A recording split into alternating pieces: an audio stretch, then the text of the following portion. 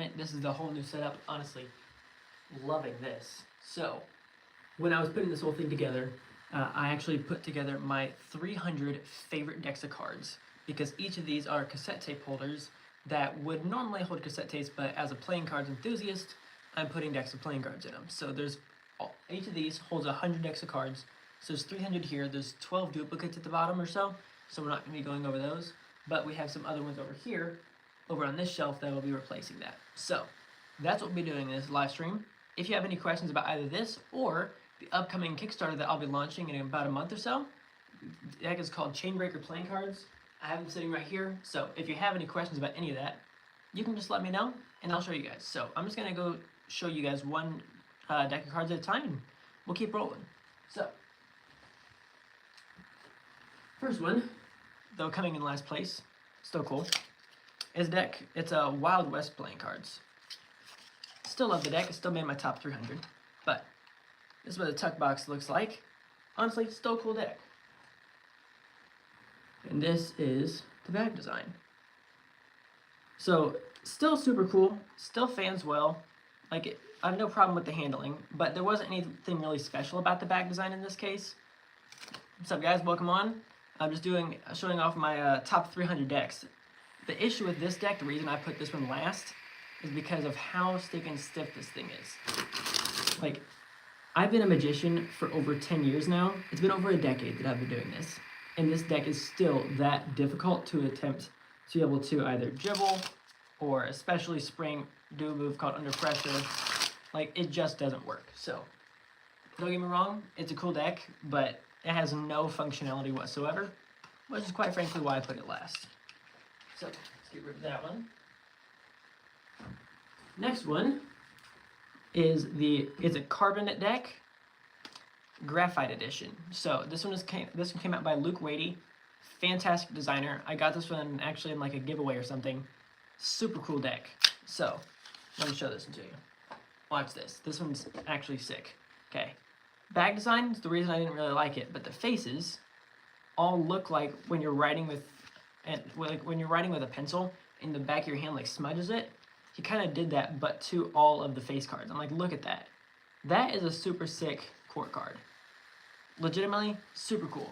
For me, I just wasn't as big of a fan of the back design because when you either fan it, it looks all right. But, so, like, don't get me wrong.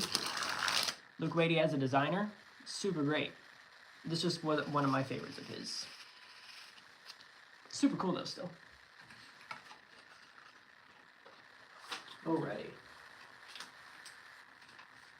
Next one.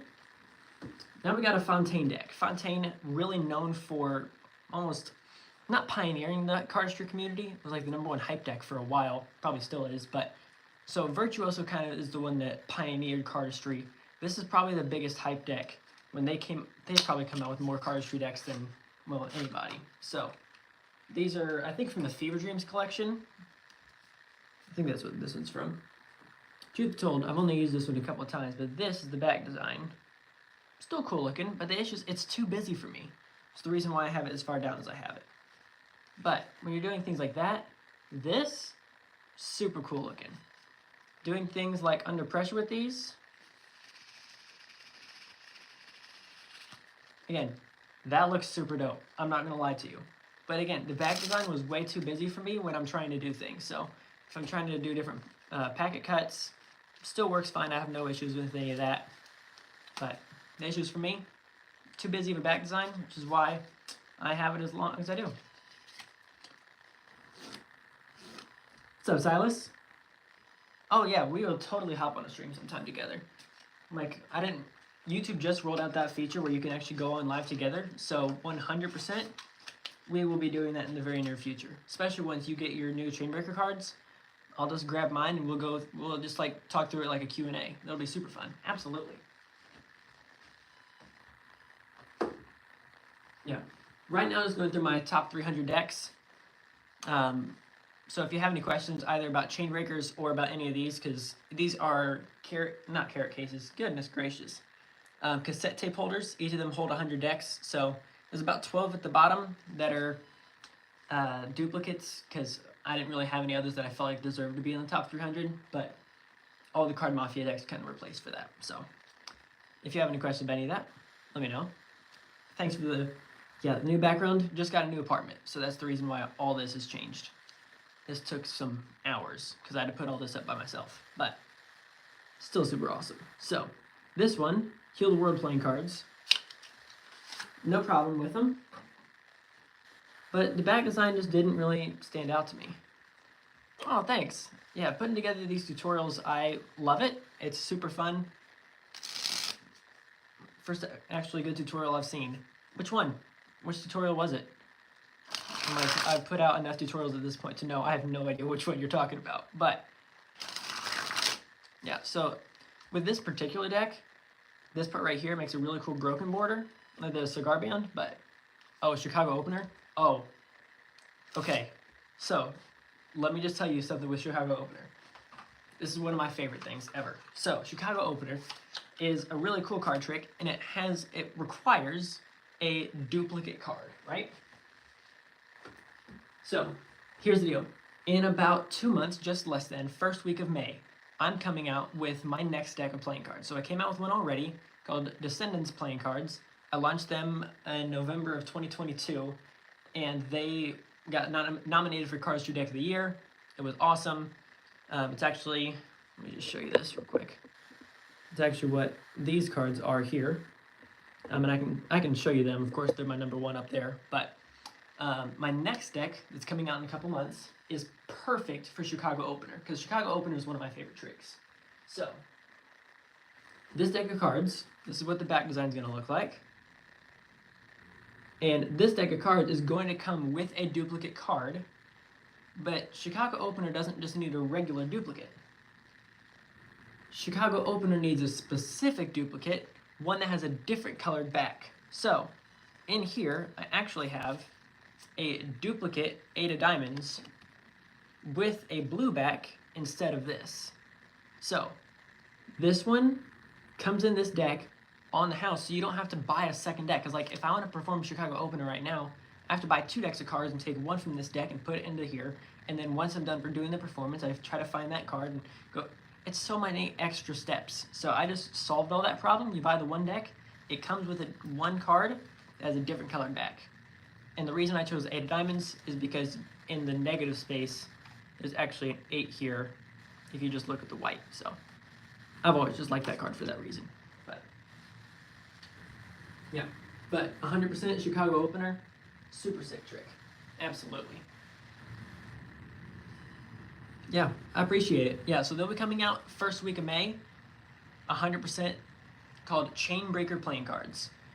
I will be promoting it like crazy, so if you're following me on any of my socials, you'll definitely be getting notified about it. I appreciate it, Silas. Yeah, Descendants, one of my biggest passion projects ever, raised just under $8,000 in the 28-day Kickstarter, and ranking 4th on the Kickstarter, ranking 4th on Cardistry Deck of the Year. Let me show you one of the decks that it beat. My second favorite deck of all time, like up here, is Orbit Chroma Key, and I, with my Descendants playing cards, beat this deck for Cardistry Deck of the Year. That's insane. That's nuts.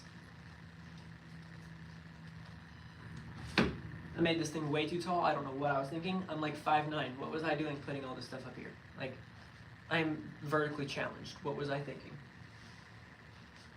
Okay, these are Gaia playing cards. So if you're like a nature fan, this one's definitely going to be a deck for you. Now, personally, I love the tuck box. And when it comes to this is also super cool. That 2 of the extra cards go together to make this really cool scene. Super cool. Problem is, I was never a big fan of the back design. So I just never really caught on to that. Number cards and face cards and stuff, like even like the Joker, it's a monkey. Why? Couldn't tell you. And then, granted, I will give him this. Court cards like that, still cool. Now personally, I'm not a big fan of like off-white decks. Like I like the clean, crisp white. So this one wasn't. It's the reason why it wasn't in my like either of these other 2. It's in the bottom 100. Okay. This one I just got recently, is a Mickey Mouse deck of playing cards. The reason I got this one is my fiance's dad, massive, massive, massive Mickey Mouse Disney fan all around. So, had to get some of these. Got these for Christmas from her. So, looks like this, or it might have been from my family. I think it was from her, regardless. So, still super cool looking. I do like them. And I also, and these are like a collab with them and Bicycle. So like Jokers and everything else will be everything. When will you be getting the prototypes? So I'm ordering them tonight for Chainbreaker. And as soon as I order them tonight and they arrive, which would probably, last time I ordered prototypes took about 2 weeks. And then I'll send them right out. And I know that you're getting one, so that'll be super easy. So I'll be getting them in about 2 weeks, sending them right out. I'm making massive amounts of content with them already, but believe me, you'll be getting them soon. I don't want to have to wait any longer for me or you to get them. Yeah, so again, still decent enough court cards for these, but wasn't anything for me to go crazy about. Yeah, but Silas, you'll definitely be getting a deck of Chainbreaker playing cards.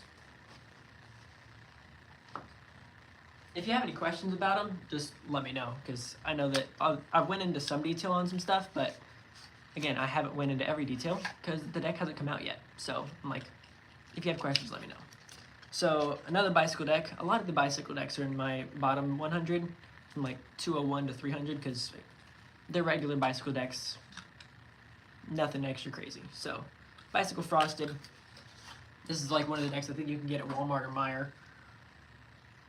And no white border on this one. This one goes all the way. It still has a border, but now this one's blue. So it ends up looking like that one fanning. And it seems kind of mediocre. They did change the court cards, which is nice, but that's about it. How long have you been doing Magic and cardistry? So I actually started, goodness, when was that? Okay, I would have started in May of 2013. Holy cow. Yeah, so it's been 12 years or so that I've been doing this. Started because it was 8th grade, and a friend of mine brought in a self-working card tricks book. Not a joke. For about a month we did it together, and then after that, she quit, and I have been obsessed with it since. Literally could not get enough of it. I actually had a channel before this one, had it for 4 years, got terminated because I didn't understand YouTube copyright. Loved that. That was not fun whatsoever, but whatever. So I had to start this one after that 4-year stint and the 1-year break because I was so depressed that the last one got deleted. I wasn't literally depressed, but you know what I'm saying. So started this one, and this one's done way better.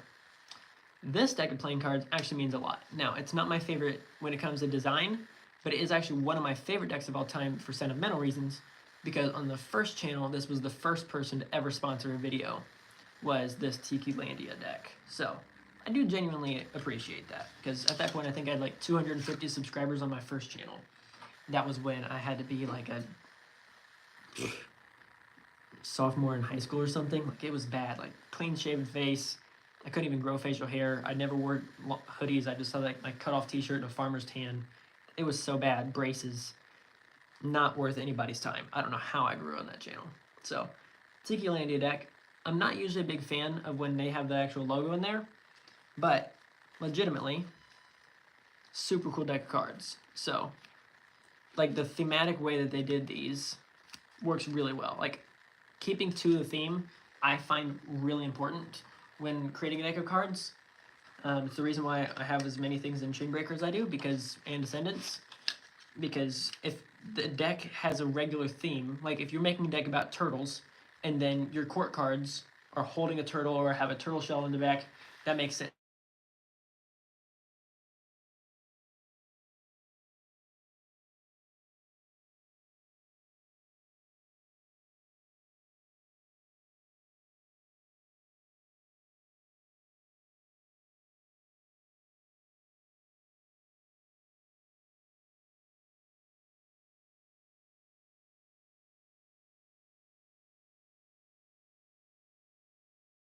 I've been doing nothing almost all day. Like, I got off work at 3.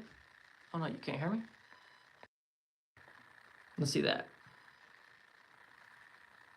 Got it? Sweet. Yeah, sorry, my fiance tried to call me. I've literally been doing nothing all day after I got off work.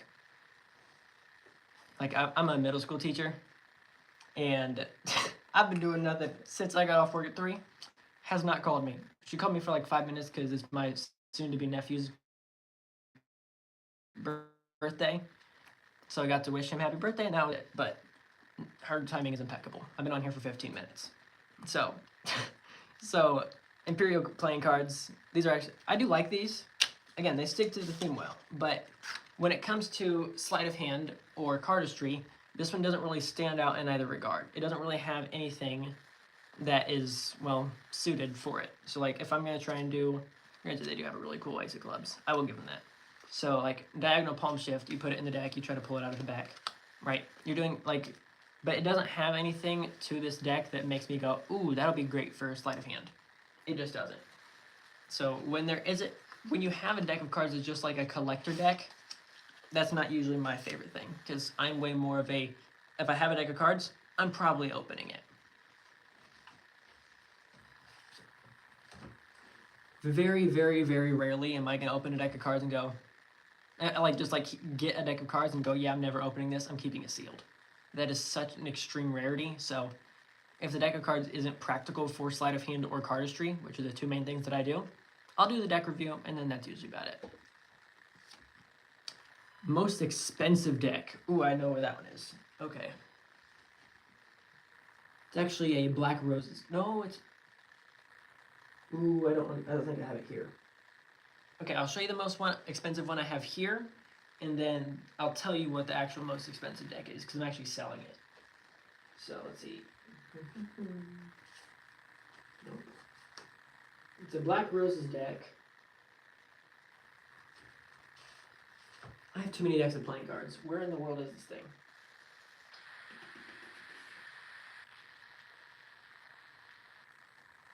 Goodness, Myers, how many cards do you have? No. And it's actually a Black Roses deck as well. Is that it? Nope. Goodness. Okay. I'm officially confused. I do not know where this dang thing is. Hey, what's up, Robert? Yeah. Also, Silas and Robert, the two of the guys that are here, subscribe to them. Their stuff's incredible. How in the world? What? I am baffled right now. Okay, well, I'll just tell you what it is, because apparently I can't find it. So, Black Roses playing cards actually had a deck that came out. They only had 1,000 of them printed, but then when they did it, the seals that were on it, they actually forgot to put it on like less than 100 of them. So that I have one of them that doesn't have a seal. Now, did I break it open and open it? 100%. Did that decrease the value like massively? Also, yes. Originally, it would have been worth like 250 bucks. My two current ones that I don't have here currently because I'm selling them to be able to pay for the wedding would either be Peeler's V1, still sealed mint condition. That deck is worth probably about 100 bucks. And then the one that's also worth just over 200 bucks is a Madison Rounders, but the private reserve. So those, again, sealed mint condition, worth over 200 bucks. Where did I put that up there? Yeah, here it is. Good question, though, Silas. Okay. Next one, Bicycle Elegance playing cards. I do like that they have like a bunch of like different types of deals. Now, when I first saw the front of it, I'm like, ooh, this is gonna be like a mostly gold deck. I would have been totally down to put this one higher. That is not mostly gold. That is like a greenish brown. I could not understand that. Like, there were so many ways that they could have gone about this, and when I think elegance, that is not what comes to mind. The design of it, yes. Color choice, bleh. Okay, once again, super favorite deck of cards of all time besides my deck. That's valid. Now you're taking all the fun out of it. I was going to be able to promote my own stuff.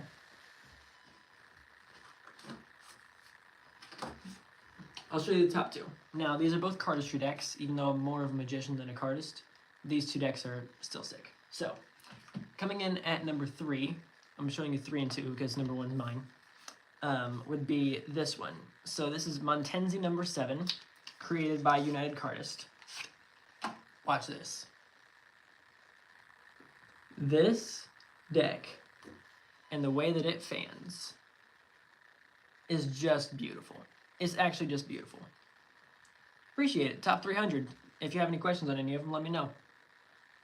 So these are just gorgeous. My favorite thing to do with these is a Pharaoh fan, which is what I'll show you right here. So Pharaoh fan with this deck of playing cards.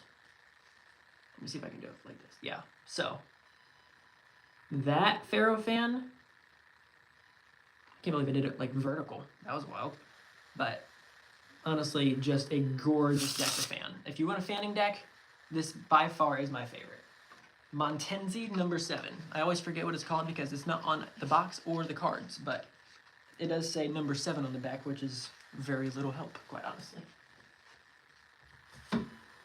So, the other one, which is one of the decks that I beat in 2023 for Cardistry Deck of the Year, is Orbit Chroma Key. So, the reason I love these, a couple reasons. One, it is my favorite deck of playing cards outside of my own.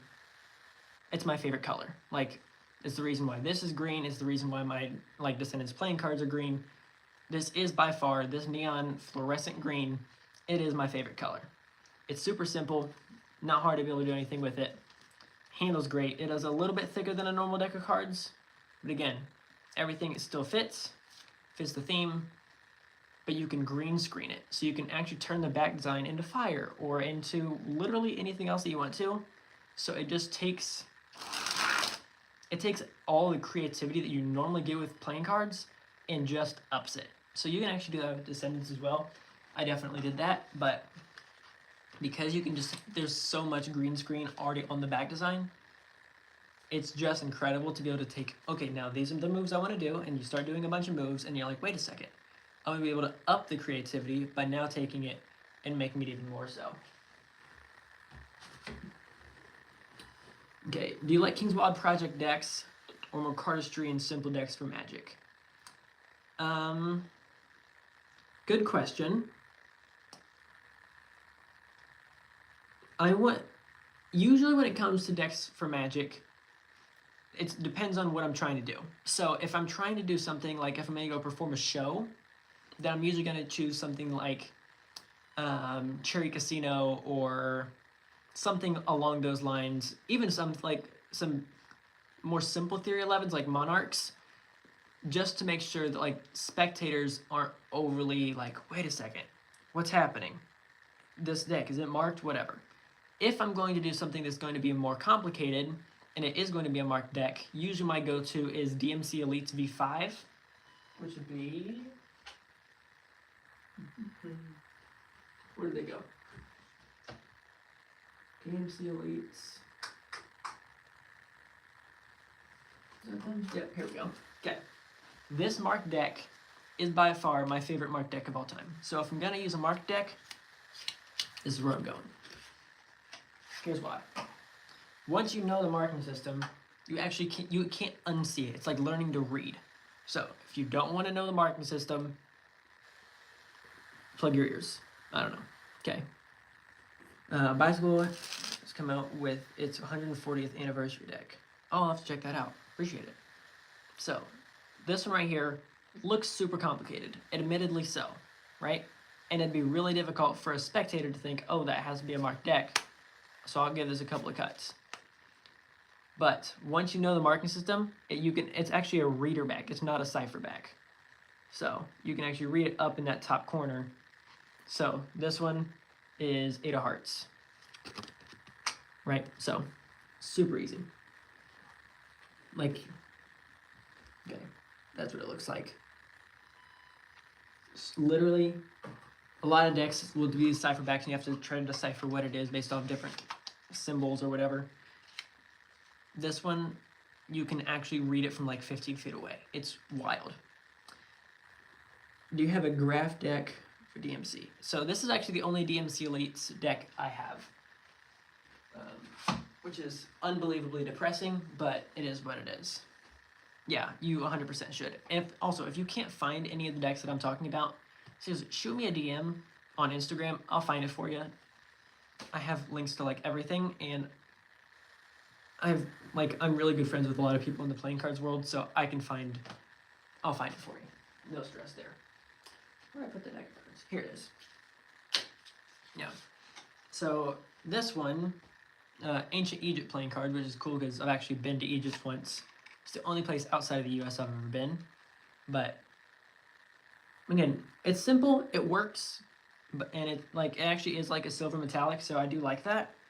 But it isn't anything like special.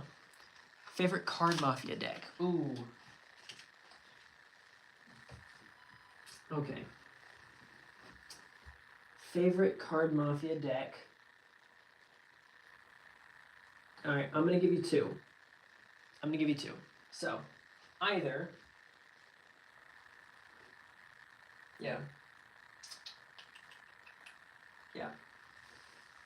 Okay, here's top two. So, this one right here. These are the Scythe playing cards. Beautiful green. Open up like this. Just gorgeous. Of course, I had to pick a green one. Sword is yours. Also valid. Oh, wait, sword? I don't have sword. I have shield. That's the one I have. And then this is the back design. So, of course, had to pick one green one. They are beautiful, admittedly so. And Card Mafia creates incredible decks of cards.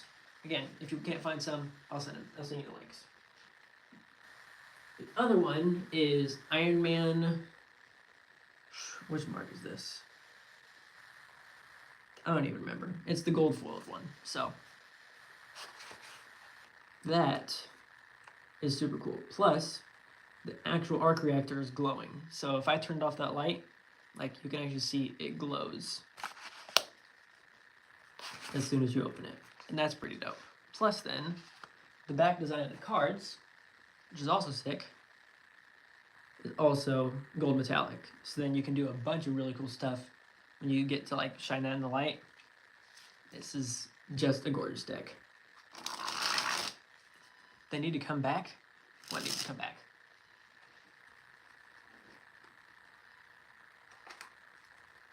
Silas, I'm not entirely sure what you're referring to. There. Okay, next one. Another super simple one. Bicycle Unicorns. Card Mafia needs to come back. Well, quite honestly, I haven't bought a deck of cards in I don't know how long, so I didn't even know they were gone, if I'm being honest.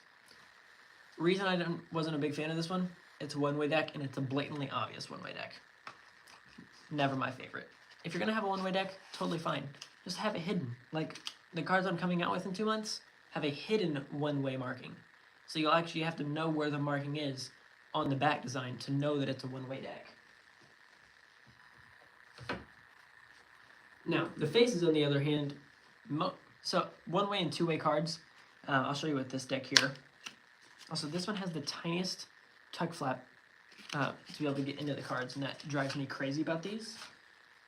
Though that's not the main reason I have them so low. But, so, one-way and two-way cards. This was a two-way card, because if you take it here and you flip it upside down, it looks the exact same both ways.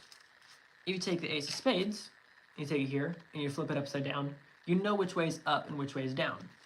So, when you know which way is up and down, that's a one-way card. For the cards that I'm coming out with in a couple months, all the faces, except for the Ace of Diamonds, is all going to be one-way cards. So, it actually takes a lot of magic tricks that you can do, and not restrict it to those, like, 15, 20 cards. Never knew that was a one-way. Gold version of that holographic is gorgeous. Yeah, sure is. Just trying to get to learn cardistry. One of the first videos I watched was one of yours, and the first deck I ordered a couple months ago was Descendants. No way! Yeah, really glad you like it. If you're gonna do learn a more difficult move with Descendants, 100% the best one is a move called Pirouette. I'll show you.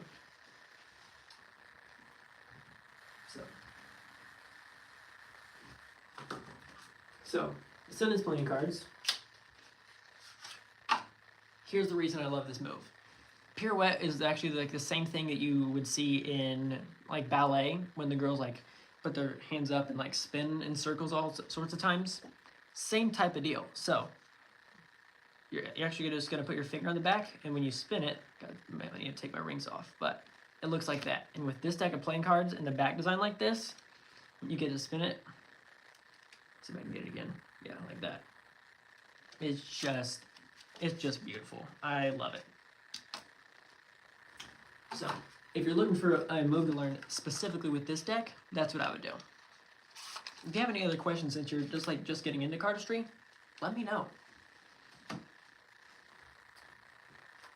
No problem answering questions, clearly. I've been doing this for a half hour now. Next one, still legitimately cool deck of, like, especially the back design, and especially the tuck box.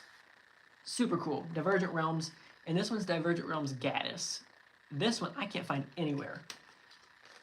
I can't find this one anywhere. Now, tuck box, super sick, admittedly. And if the cards looked as good as the box, would 100% be higher.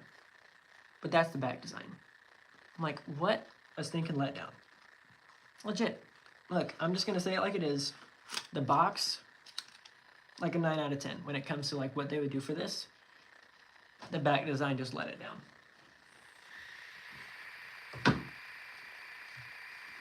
This one is just kind of funny. So it's actually a deck about sock monkeys. Not a joke. So it's called Monkey Business Playing Cards, and it's all about sock monkeys.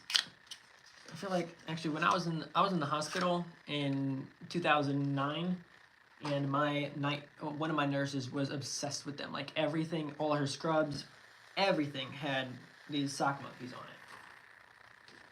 Everything. Like her lanyard, everything. But this is the back design for these. Still cool looking. Got no problem with it. Here's the issue. I already told you I love themed decks of cards. Boring as heck court cards. So it has like a bicycle-esque feel, but then it just doesn't follow through with the thematic side. It doesn't have to be anything like crazy detailed, but like seriously. All right, Silas, I will catch you later, dude. Seriously, reach out to me. We'll do a joint live sometime. Absolutely. Okay. This one, Magnum Force playing cards. Let's see. Yeah, same with the bicycle jacker deck. Tuck is good. Yeah, exactly. I don't know why some companies are like, ooh, let's spend all this stuff on the tuck box, and then the cards are horrible. You hold them in here, but you don't actually use the box. Like, there's like 3 tricks I know after 10 years that actually uses the tuck box. We want good cards. I'd rather have a plain white tuck box and fantastic cards than vice versa. Regardless. So, again, super cool. No problem with that. This one is almost just overwhelming is the problem. So, back design looks like this. Court cards are just wildly over the top. Number cards, wildly over the top. Like, it's almost too much. It is too much. It's the reason why I have it as low as I do. My fiance's texting me. Goodness.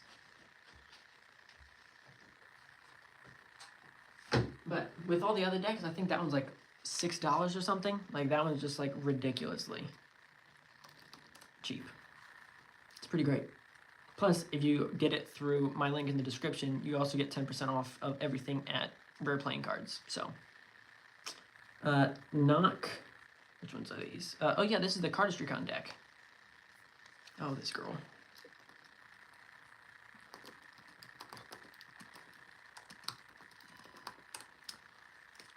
Okay, she's going to bed. I love her to death. But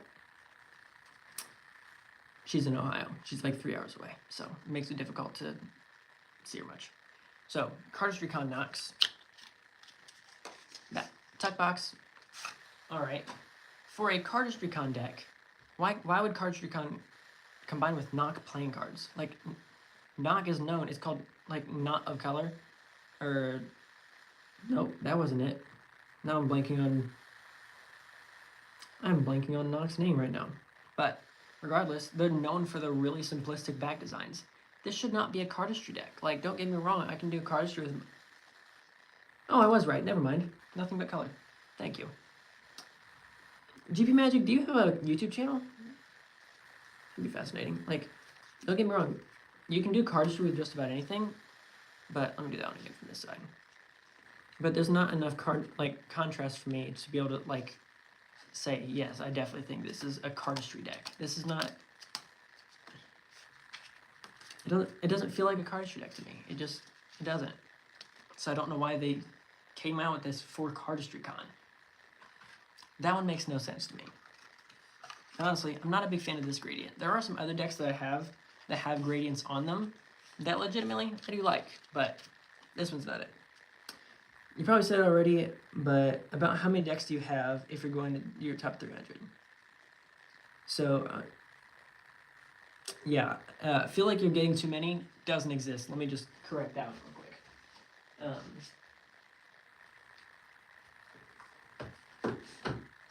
Granted, I also have a bias, so whatever. But in total, if you're including these and if you're including sealed decks and everything, I have about 500.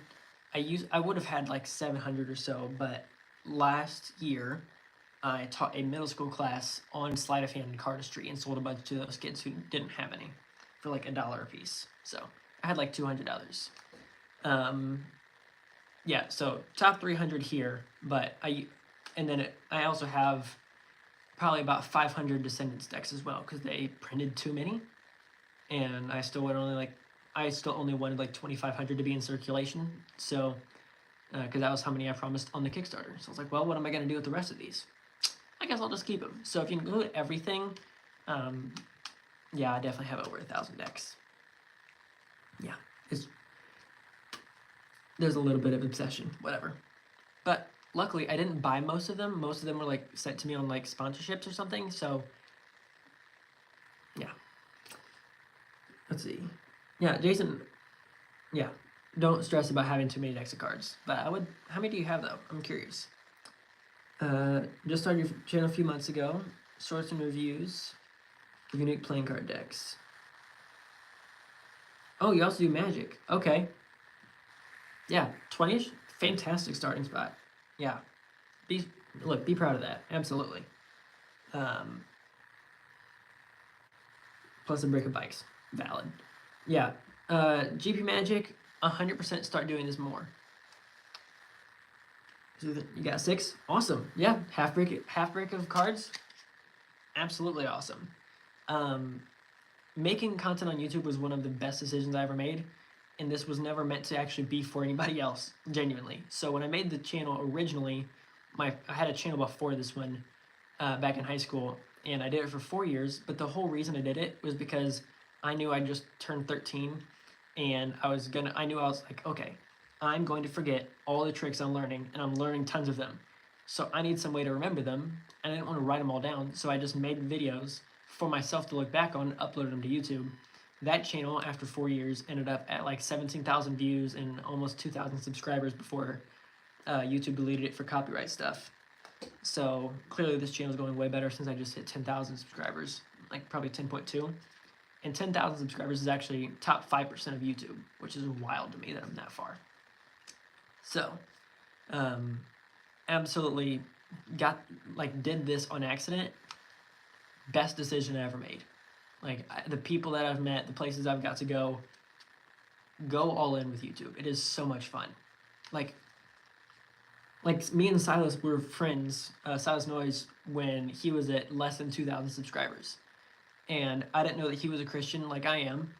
So the people I never would have met, 25% of my viewers are from the US, which is where I live.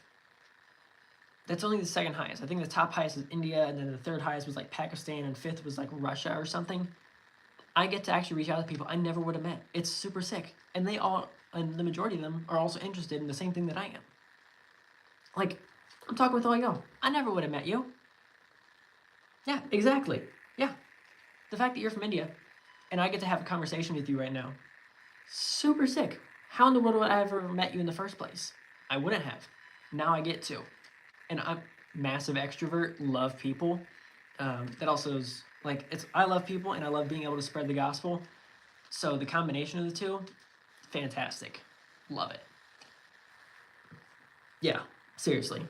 Never would have met y'all. Now I get to. So if you have a YouTube channel, you're like, oh, I wonder if I should. Yes, stinking do it. Do it. It's gonna take a while. There's a lot of learning on it. But if you have questions, you're like, ooh, how could I do this, that, or the other better? How could I record better videos? Or how could I do whatever? Actually, I have a video dropping tomorrow on how to shoot better. So, like with lighting and tripods and whatnot. If you want a really good tripod, watch this. This thing's like 30 bucks. This is a tripod. For me, again, I only have one person, so it makes it difficult sometimes to be able to like record stuff because I don't have anybody to shoot the other side of it. And I also have a full-time job, so I have a lot of time that is leaving. I don't have a ton of time to do this usually. Watch this. Done. And you're already ready to record. Like, it's that fast. You hit the bottom on the ground, you pull it up. If you need to like adjust it, you can. You want to go vertical, horizontal, whatever. And then when you're done, put it on the ground. And then if you need to put it in your backpack or whatever, it takes no time. So it's a great time saver. Plus, the reason it's actually like a multi-person thing is it comes with this as a magnet on it. And you can Bluetooth this to your phone to be able to take pictures. Or if you want to record video, it like start and stop it. It's a fantastic tool when I want to be able to stop and start a new video. I don't have to try to like go back around to the opposite side of the camera and try to like reach. No. Click, done. Fantastic. So I think I have that linked in the description for tomorrow's video. I talk about all of my stuff, lights and tripods and microphones and everything. Now I'm not using a microphone right now because I just, apparently I forgot to plug that in. That's embarrassing. Whatever. We're gonna keep that between us. Don't say nothing. So the next one, alloy playing cards, and this is I think copper edition. So again, tech box, super cool that it is like that. It looks like that. Yeah. Again, if you need any help with your setup or whatever, seriously, just reach out to me. I'll give you like some of what products you want, and I'll tell you what I use, and the goods and the bads. And here's the back design. So these things are so shiny, it actually drove me a little crazy. I like some metallic ink, some foil. Awesome. Then you get to the faces. Letdown, right? Like why do people do stuff like that? Tuck box, cool. Back design, pretty good. A little overwhelming, but good. Faces. Okay, these are juice joint playing cards. Not sure who had the idea to create a deck called Juice Joint, but regardless.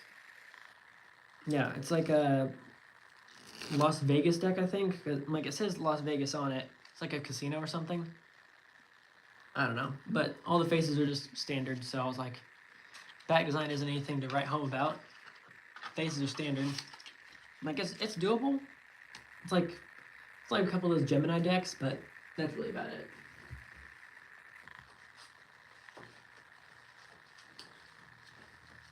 Also, definitely hit you up on your Instagram, email, depending on. Yeah, I probably will respond faster if you DM me on Instagram.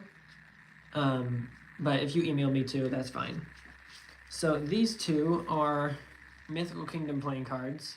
I got both of these at the same time. There's only 1,000 of these printed. Same thing, just one's green, one's purple. Now, again, tuck box. Looks like it's gonna be cool. Back design of the tuck box. Looked good. Actual back design itself. Right? Like, I don't know why some companies have it in them to like just do so well and then drop the ball. Court cards, I mean, they're all right. I'm really excited for the next couple live streams that I can actually show you all my favorite ones because, again, we're going from 300 to 201. So, unless you guys are like specifically requesting other ones that are higher up. But that's what these look like. And this one is the exact same thing, just in purple.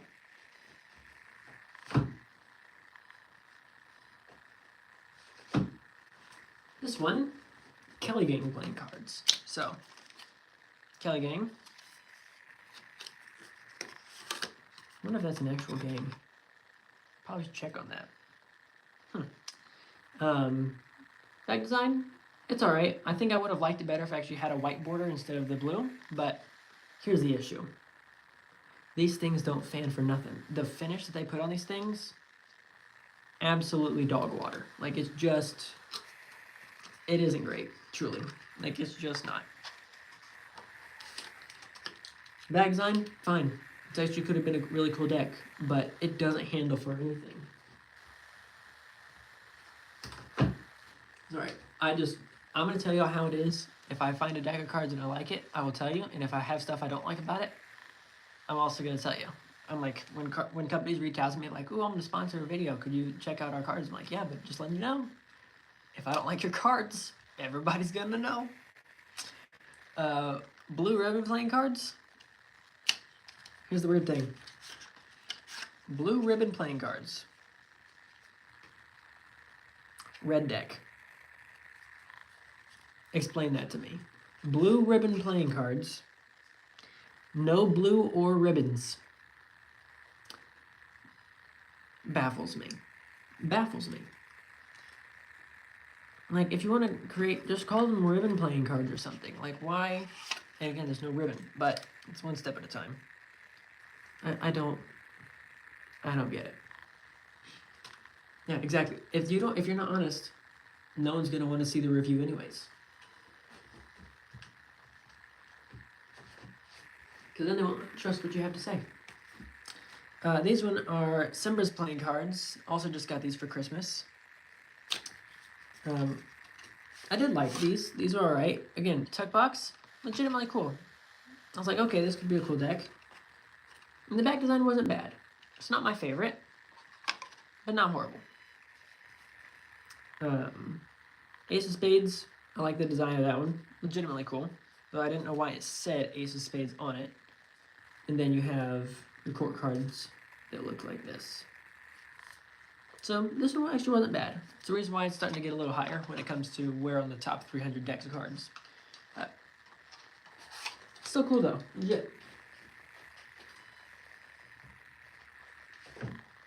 Okay, these are Gods of Egypt playing cards. Actually, let me grab those two while I'm at it. And then we have Gods of Egypt and Lords of Egypt playing cards. Like, basically the same thing. Like, it's like Ra, the sun god, and all those other mythical whatevers. Like, there's one god, his name is Yahweh. That is it. So, this is the back design for these. And legitimately, these aren't bad. Like, silver metallic, the blue, and the gray and blue work really well together. Like, I'm going to give them props on this. Personally, it's not my style when it comes to how these look with what I would usually perform with, which is the only reason it's as far down as it is. Actually, I might move it up higher. I haven't opened those up in a while, so those might be going higher. But and then the other one is similar, and this one looks like this. So again, I think it actually has a really clean design. Legitimately do. I'll give them props on it. The theme fits well. The only thing for me is it's just not a deck that I would ever use when performing sleight of hand. So I'm never going to go to a show or go to Street Magic and ever bring either of these two decks. So it's the reason it's as low as it is. Alright, next one is Lepidopterist. That's a mouthful. Lepidopterist playing cards. So this is actually the Kickstarter variation, which is the reason why I target for people to find this specific one, but there are other Lepidopterist. Lepidopterist is just someone who is really into butterflies. So this is a full deck about butterflies. Now, tuck box, incredibly well done. The colors, everything, right? What is that? This is mostly like a tealish color. Who thought this was a good idea? Like, there were so many other ways. Like, I don't get it. Now, remember the teal? It's on the court cards. Like if the back design could have been like the court cards and the tuck box, it all would have fit together and the cards would have been great. And honestly, I would have put it higher up on my list. But again, the issue, box is fantastic, faces are fantastic, and they missed it with the back design. Like you gotta have all three, y'all.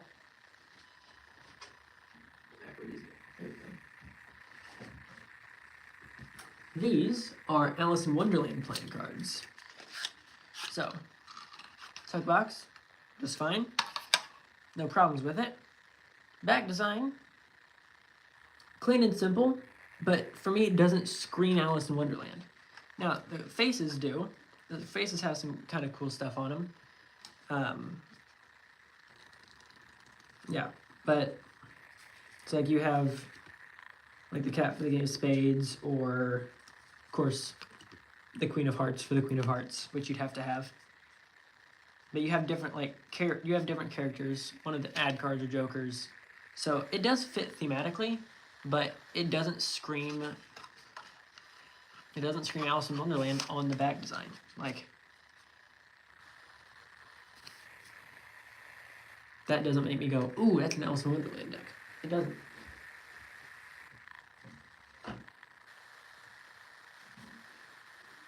Ooh, arcane playing cards. So this one's actually a kind of fun one. Also, if you guys have any questions, I'm going through my top 300 decks, and I'm also talking about Chainbreaker playing cards, which is a deck of cards I'm coming out with in about 2 months. So if you have any questions on those, let me know. So arcane playing cards, tug box looks just fine. There's so little contrast there. Like it's basically just a fully black deck. Now the faces, red is still red, blacks are now white. I will give them one thing though, those are dope. Those court cards, I'm not gonna lie to you, I like those. The issue, like, watch if I do Under Pressure. There was no contrast. It's like all just one card melting together. Like that's, if it could have been like almost like a gray wispy type of deal, the same way the court cards were, I would have liked it way more. This one I still can't believe exists. I think this one's hilarious. These are called Oink playing cards. This is legitimately a deck without a pig. And the back design doesn't get better. This is not a joke. This is an actual deck of cards that exists. It is a pig deck of playing cards. Your Ace of Spades. I don't... Like, who decided... Like, there's actually the nose on all the court cards. There is a duplicate King of Diamonds and a blank card in here for Magicians. I don't know why. I'm never using this for Magic. Now, Cardistry's actually not horrible, but I don't know who thought this was a good idea. How does it feel to speak in front of camera for hours? Yeah, this is definitely my thing. So, it's something I've always done. My family, it drives them crazy. I will talk all of their ears off anyways. So they get driven crazy by me. They're like, Elijah, shut up. I'm like, yeah, that's valid. They can't get a word in edgewise. I just will talk their ears off. So this has never bothered me. I also love people. You guys ask questions so I can answer them. I love what I'm talking about, and I have a lot of stuff to talk about because there's 300 decks of cards here. So even if I showed every deck of cards for 10 seconds, that's 300 decks of cards, that's 3,000 seconds. There's 60 seconds in a minute. I'm going to be here a while, even if it was only 10, right? So I have quite a lot to talk about, and I'm really passionate about all this. It's also one of the reasons I became a middle school teacher. I get to sit up there and get paid to talk to these kids and teach them to learn stuff and watch the light bulbs go off. It's awesome. All this stuff, never been a problem. Fantastic question, though. These are 3D playing cards by Nacho Montenegro. And I got to know him a few years back. So this deck of cards is actually works like with 3D glasses on. So around the border of it has a little like pink line and a blue line. I don't know if it kind of looks a little weird on any of the faces. It looks like almost off because you actually have to have, see, like it almost looks blurred because that's what it would look like if you're watching a movie without your 3D glasses on. Same idea. For your new deck of cards, is it going to have custom courts and pips like your Descendants deck? Absolutely. So let me show you.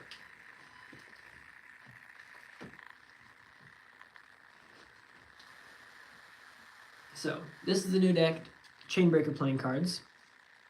So when it comes to the pips, let's show you a couple of them. So when it comes to the pips, for Chainbreaker playing cards, I've always wrapped one of the spade pips, clubs, diamonds, or hearts, whichever is the closest to the top left, in a chain. So I did that for this one. This is the 9 of diamonds, whichever one is closest to the top left. Now these are not the same red, it's like a rusty orange, which is the same as the back design. So for the back design, the chains are either gray, which is what most chains look like, or rusty orange in case they get old. So those are the number cards and the pips and stuff. And then the court cards also have one of the chains wrapped around one of the two of them. But now I did that. So this, super fun for me, I actually chained their hands together to be able to fit the deck. And then also removed all of the weapons from their hands. So 100% great question. This is going, all of the cards in this whole thing fit it. So it's all of them. Fantastic question though. Yeah. These tripped me out. Here's why. You normally open a deck of cards here. Notice how that's not going to happen. These, you open this way. So this is a collaboration from Nock Playing Cards and Murphy's Magic. Here's the deal. Tuck box concept had never been done before. I loved it. The cards, on the other hand, not as much. Box, awesome. Cards, blue with the yellow border, which was kind of mid. Here's the issue. This is one of the most stiff decks in my collection. Like, there's no malleability to it at all. You have to, like, you're gonna get a hand cramp trying to do a card spring with these. So, and my hands are pretty strong because I've been doing this for over a decade. Like, I have a deck of cards in my pocket at all times. Every single time I walk out of the house, I have my keys, my wallet, my phone, and a deck of cards. Do they feel like Modern Field? Yes. Yes. Like Modern Field Jerry's Nuggets, but thicker. But more stiff. It's, yeah.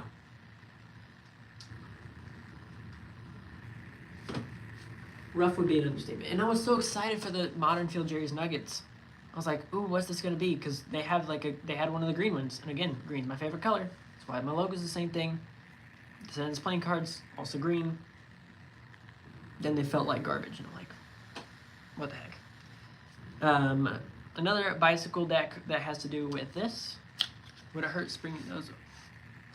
Yeah, 100% would spring them. Like, if I had to spring those over and over and over, my hand would cramp without question. Yeah, not even close. Now, this tuck box has a lot of gold foil on it. Looks like it would look cool. Honestly, fits right with the bag design. Now, I'm not usually a big fan of black borders, simply due to the fact that if you get any dings on it, like if you drop them or if it hits something and it hits the side of the cards, it's going to be very, very evident that your cards have been worn. Where if you have a white deck, it doesn't matter. Because playing cards are actually made in 3 parts. There's 3 layers. So there's the back design layer on a really thin piece of paper. They have the faces layer on a really thin piece of paper. And they have a layer of glue in the middle. The problem is when you have a deck of cards like this and it hits something, it's going to peel a little bit back of that top layer and then you see the glue. You can actually peel playing cards into those 3 layers. It just takes a lot of patience and time and skill. But legitimately, these Mickey Mouse ones, I legitimately do like. They were well done. I'm going to give them props. It's just, for me, I'm just never going to use a Mickey Mouse deck for Sleight of Hand or Cardistry. It's the only reason it's as low as it is, though.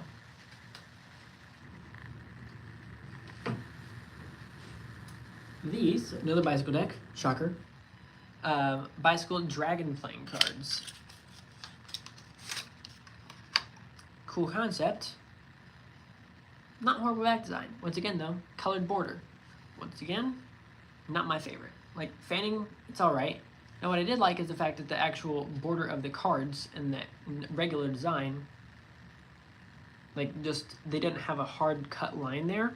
The issue is the fact that since it's on the corner where they don't have the hard cut line, when you fan it, it's right where you need it to be, so it's going to be way more blue than back design. Just made it harder for themselves. I don't get it.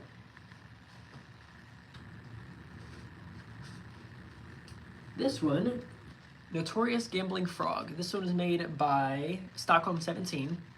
Fantastic. They usually do great stuff. Do you have the Chinese 2024 version of the Dragon deck? I do not. Jerry Friedman, what's up, dude? Yeah, GP Magic, I don't have that deck. Very unfortunate. Jerry, what I'm doing here today, just to get you updated, is I'm going through my top 300 decks of cards and then answering any questions on Chainbreaker playing cards, because I'm coming out with those in about 2 months, beginning of May. So if you have any questions on the new deck, what it looks like, reasons behind it, anything, just let me know. So, Notorious Gambling Frog. I actually came out with the second one, which is awesome. I had that one way higher. But this is the back design. Not horrible. I do appreciate the fact that like the wings break that border. And the faces do actually fit it. Like the blacks are now green, the reds are now orange. I always love when the aces are enlarged, and they have the values in all 4 corners, which is really nice in case you're left-handed. And for me, I'm gonna hold them like this, and I get to see all of the values. But what if you're trying to play a card game with somebody and you're left-handed, and now you have to spread it the other way? Well, now you can still see all the values. Sounds pretty cool. If I was ever gonna make a deck that's just like for card games, 100% that's exactly what I'm doing. So this one on their part, brilliant. I'll give it.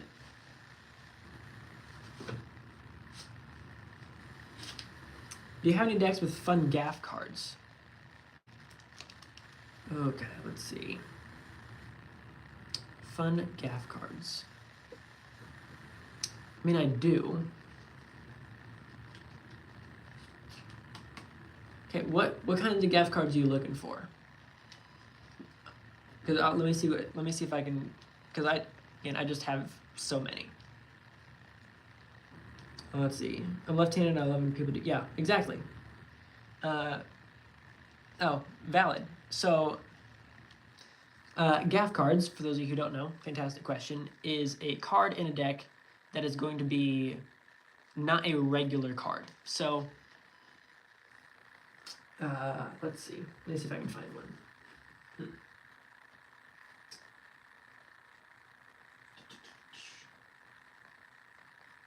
Problem is there's so many decks to look at before I can actually find one. Oh, 3.5 clubs, yeah. I was just, where did I see that one? I saw one of those today. Oh, yeah, duh.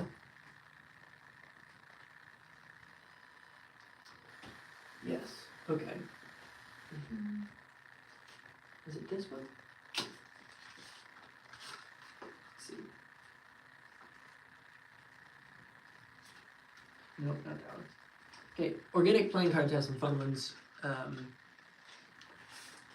I'll just give you an example from my deck, because I can't think of one right now. Problem is, if I'm gonna try to find anything from a specific deck, yeah, you really are. Appreciate it. No. The issue is that I have to look at 300 decks of cards before I can actually find anything. So, for Chainbreakers, here's just an example of what a gaff card would look like. Mine, one of the ones I have is on the Queen of Hearts. So Queen of Hearts looks like this. You'll see that she's holding in her hand the 7 of Hearts. So what I do with this one, and I have a couple of decks like this. There's a couple of David Blaine decks that have it like this. Yeah, so double backers, lots of decks have that. But this one's one of the more unique ones, and the reason I had this in the deck is that I can do a card trick that works like this. So I have this one already set, and then I would have the 7 of Hearts as well. And I'd do a force and make the spectator choose the 7 of hearts. Okay, I clearly haven't looked to be able to try to actually do the force, but I force them to pick the 7 of hearts, and I say put it back anywhere in the deck, and then I have either this palmed or I just do the control. If I have it palmed, then I'll let them shuffle. If not, then I'll just shuffle it in front of them, do a false shuffle, keep this wherever I want it to be. Then I force this one on them, and I force this on their friend. So first person gets the 7 of hearts. They do whatever they want with it. Put it back in the deck. We lose it. And actually, on this case, I do lose it. Then on the second person, I say, okay, I'm gonna try to get you to pick the same card that they picked. And they pick one, and I force this on that person. Now I always make sure the second person's a girl because you'll see. And I say, okay, don't put it back in the deck. I'm telling you, that she's holding. This is the way I have to phrase it. She's holding the same card that you picked. Now, of course, I'm pointing at her hand. I'm not pointing at the girl. So then when I say she's holding the card that you picked, they then flip it over. They say, there's no way. And they're like, ha, you got it wrong. I'm like, when I said she, I wasn't referring to you. I was referring to the Queen of Hearts. And then they look at the Queen of Hearts, and it's holding the same card. So that's probably one of my favorite gaff cards. It's the reason I put it in this deck. Double backers and things like that, for the most part, aren't super practical because it requires you to have a 53rd card, and then a lot of times you have to be able to like find a way to ditch it, or like it creates a lot of extra steps.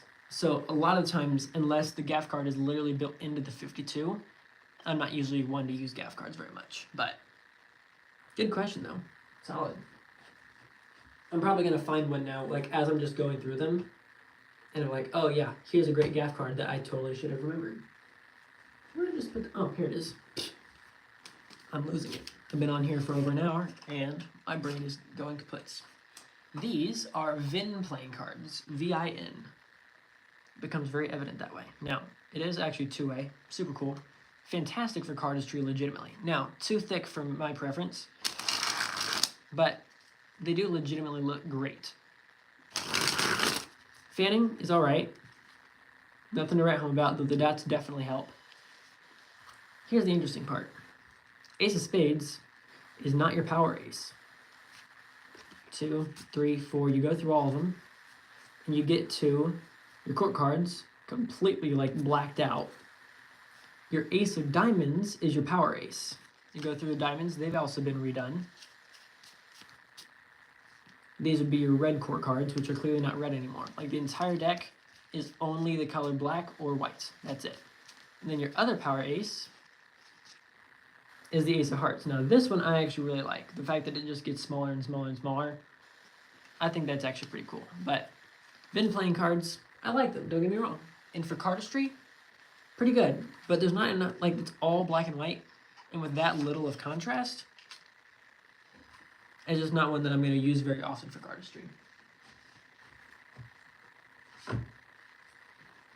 These are Superior Brand playing cards. Superior Brand. I thought this kind of looked like old school baseball stuff, like 1990s. I wasn't around then, but I've seen the movie Sandlot, so that's like that counts, right? Do you have any other food cards? Organic playing cards. Yes, I have quite a few. I'll show you this one, and then I will show you some OPC ones. So, legitimately, pretty interesting back. Really overly complicated, but still fine. This is, when it comes to these court cards, I feel like the yellow is too saturated. There's a little bit too much of it, which is the reason I'm not as big of a fan of it. But I don't necessarily have any like big qualms with these. Let's see. OPC. Here we go. Yeah. So these are the Squeezers playing cards. Grapefruit Squeezers specifically. This is one of my favorite handling decks ever. So, let's see. Duplicate Jokers, double backer, and there's a duplicate 8 of Spades, I think, is the other one. So, here's the deal.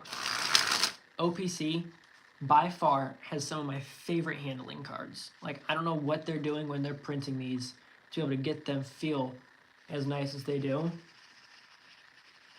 But I love the way the OPC decks feel. Like, I think it's a Crushed Premium, which is actually a stretch goal for Chainbreaker playing cards. So the goal is to be able to get it to look like this. But I have these, I have Avocados. I think I probably have 8 or 10 decks of OPC cards. But again, super beautiful. And this one actually has like a metallic blue on them, which is one of the first times they did that. But it's actually just, it's really hard to get past the feel of these cards. Like, they just do exactly what you want them to do every time. See if I can get it behind the back one. Hey, there it is. Yeah, but when it comes to, like, if you want a good handling deck, they just feel like butter. They're fantastic. I saw recently someone was selling the fruit cereal decks. Oh, yeah. Yeah, they did one with cereal, and then they did another one with, like, chips or something, or pretzels, and I was like, that's not fruit. Like, it's not even organic. Organic playing cards was like, if you want to have something else organic that's not specifically fruit, I could understand.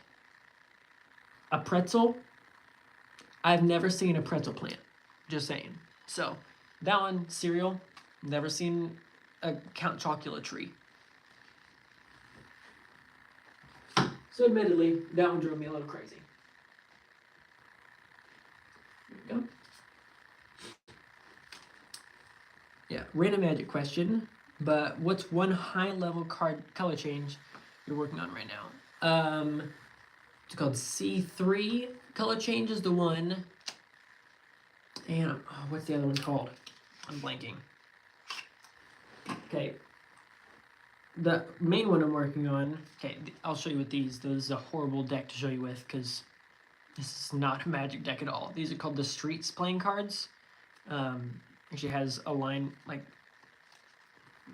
so you can do this, you can actually, like, spread it out, makes it like a road, whatever. Makes it, do some really fun stuff for cardistry, legitimately. Like, if you want a good cardistry deck, this one actually ain't bad. The concept of the move, now I'm blanking on it. Dang. When I remember it, I'll tell you. So the concept of the move, which I have not got down yet, so you will see how it's done. I'll just show you. You have 2 cards, and then you peel the bottom one back into your hand. So now it's like this. You switch it to the top, and then as you, like, bend it, you push with your middle finger over it as you're going back and forth. So you come back, and then you, like, slightly bend it back for a second, and then it changes. So that's the one I'm working on right now. I've not got it even remotely close because I just started working on it. But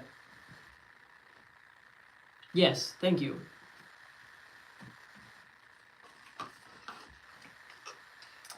Let's see.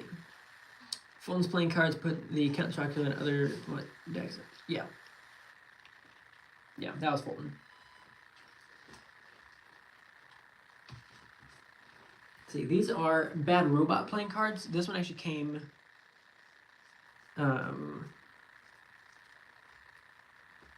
Oh yeah, Booberry. Again, I don't understand why.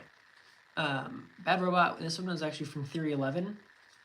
Wasn't a big fan of this one, because this one actually originally had a thing wrapped around it. Oh, my C3 is garbage. I just, like, last week started working on this, and with the fact that I'm trying to launch a Kickstarter and work on, because I'm getting married in 3 months, 3.5, what is today? 7th? 3 months and a week. Like, I have like 100 days till I get married. So, because of that, I'm doing a lot of stuff for teaching, I'm doing a lot of stuff for the Kickstarter, and a lot of stuff for wedding planning. So, C3's had to take a little bit of a backseat, but I'm really excited to get back to it. A lot of Theory 11 decks, super intricate back designs. That one just felt like a letdown, honestly. Oh, no way. Yeah, mine's June 16th. Yeah, super excited. I am engaged out of my league, but please no one tell her if she hops on the live at some point or a future live. Do not tell her that I'm marrying out of my league. She does not need to know until after the wedding. She says that she is, but she must be delusional or something. I don't know.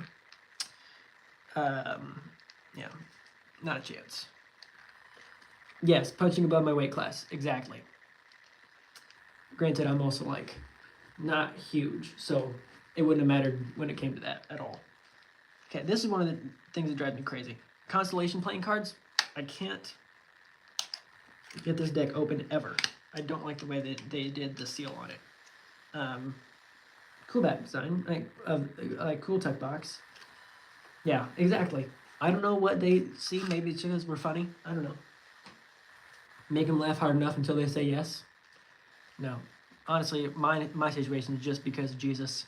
Like that was it. It's the only reason at all.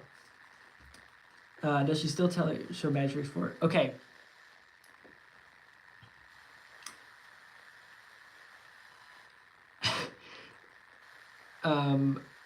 When it comes to magic tricks for her, I've known her for almost a year. It'll be a year in about a month. She's ever only seen 2 card tricks live. That was on purpose. It's wild. The fact that I've known her this long and been doing this for this long, and she's only ever seen me do 2 card tricks. So she's seen me do ACR and psychology card trick. Yes, I do paid shows. I do not have any Howlin' Jacks decks. But what I'm planning on doing is doing a video on showing my fiance magic for the first time. It's the reason I've never shown her like any of them is literally because of y'all. I've refrained for almost 11 months from showing my favorite person on the planet my biggest passion because of y'all. So just saying, I love her. I love y'all too, because that has been unbelievably difficult. Yeah, holy cow. So this is the bag design for these. It felt like it didn't fit the tuck box, which is my biggest problem. Tuck box, back design. How is there any overlap? I do paid shows. I do banquets, weddings, then a number of both of those. And honestly, I love them both. Even just like some smaller, not even banquets. What's it called? What's it called when you just like bring in speakers and I'm blanking. Like it's 9:52. I should probably go to bed. Oh, my computer's about to die. Nice. All right. Let me close this and just read it off there. How many shows do you do a year? Usually just like 1 or 2, because it's not really something I promote very often. So, like, maybe once I get married and if I end up like needing some money, then I will. But really, it's just like word of mouth. Yeah, I catered a bit. Thank you. These are Galactic Paradise playing cards. One thing that was really weird with these when I first got it, I'm in Indiana, but I do stuff all over the Midwest. How do you learn complex cardistry and how long did it take you to master it? So how do I learn it? Either YouTube videos, 1. 2 would be, oh, Illinois, no way. That's sick. So YouTube videos is 1. 2 is through people I've met on social media. So like when I met Vineet, who runs the Card Mechanic YouTube channel, he actually just dropped a deck of cards. They're sick. Alpha Lux. Canis Lupus Alpha Lux. Highly recommend those. Those are dope. But when I've met other cardists, Silas Noyes, who was on here a little while ago, I will either hop on a video chat with them, like I'll hop on FaceTime or whatever. That's always been super fun. There's been some Midwest cardistry meetups that I've been to. I haven't done one of those in a while. Now that I think about it, I'll have to reach back out to them. But that's another one, just like through meeting other people. And then the other one is once I've learned stuff, then you can start creating some of your own. Yeah. Whole Midwest thing. Yep. Oh, Minnesota. Okay, I actually lived there for, oh, how long was I there? Over a year. because I had a bone marrow transplant at the University of Minnesota. I was at U of M, and the Golden Gophers, as I was really close to them. So when Teddy used to be the head coach for Minnesota, the Golden Gophers, we got really close to him. And then Zoe, who was the assistant coach, who now is at Tennessee, I think. Texas? I think he's at Texas. Got really close to him when I was in the hospital. These are Galactic Paradise. Yeah, seriously, small world. And they're fine. Nothing really against them. Here's the back design. They're kind of mid. I didn't understand why the overly abundant yellow on that. I feel like I would have done something different, but yeah, that's just me. This one just wasn't my favorite. But when I first actually got these, and I still had the seal on it, the whole thing was sealed, but this was folded back like this. So it was on the outside of the box, like this. Like this wasn't in, this was out, like that. I was like, it threw me off bad. So I had to be able to like open it up and then bend it back and then actually close the box before I opened it. Weird.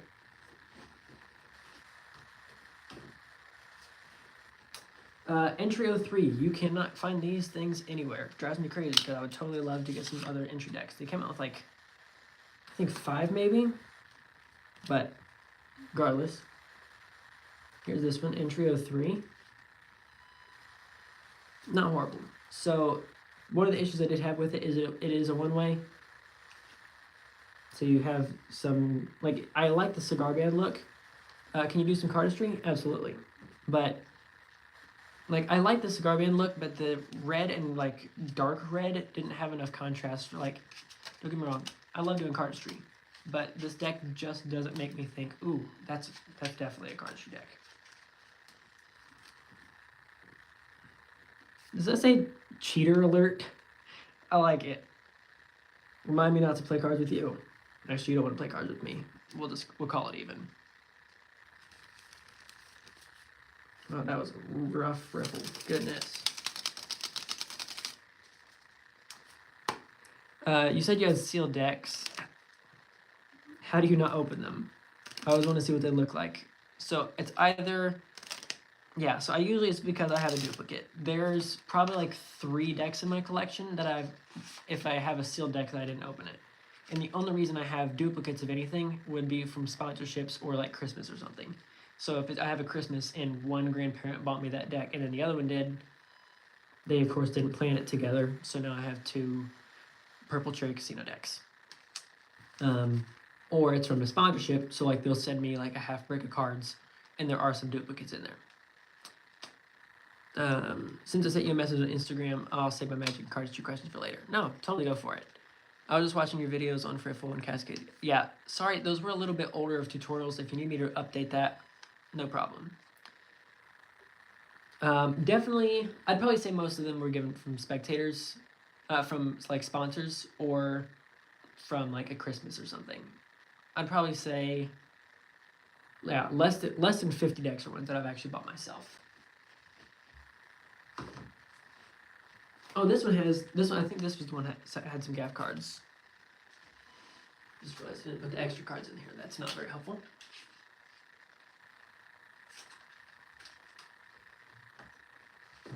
Yeah, Ritual playing cards I'm pretty sure has some. So Tuck Box actually says 3 of spades right underneath the barcode, which is awesome.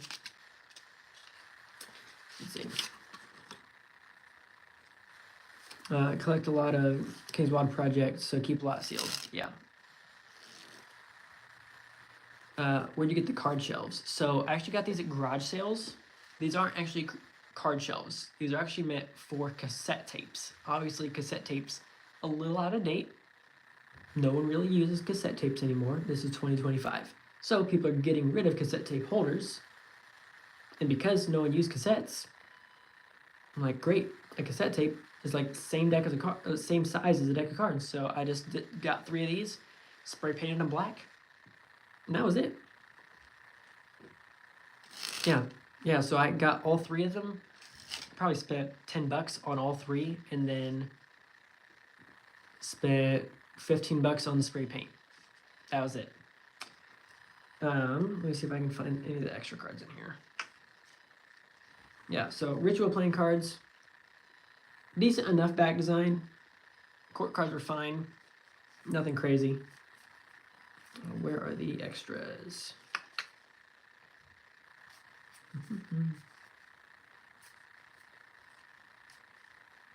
I think it was reveals on the courts, and there was one other extra card. I found 3. Yeah, there was one. There was one blank. They had. I'll have to go back and rewatch my old, my old deck review. I'll have to go back and rewatch it to find where all the good stuff was on this deck.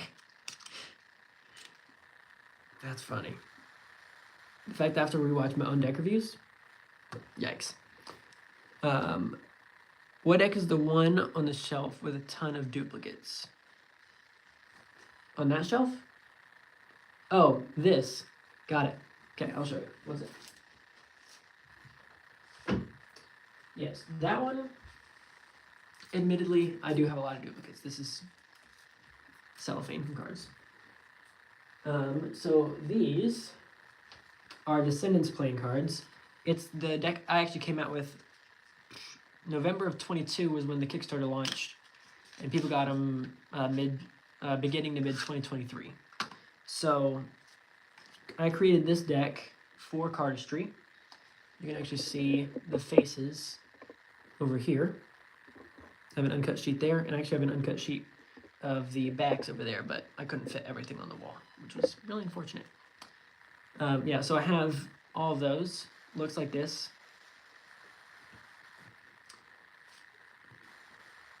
Yeah, it is Descendants. Yeah, Descendants playing cards. Haven't attended class. Ooh, sorry about it.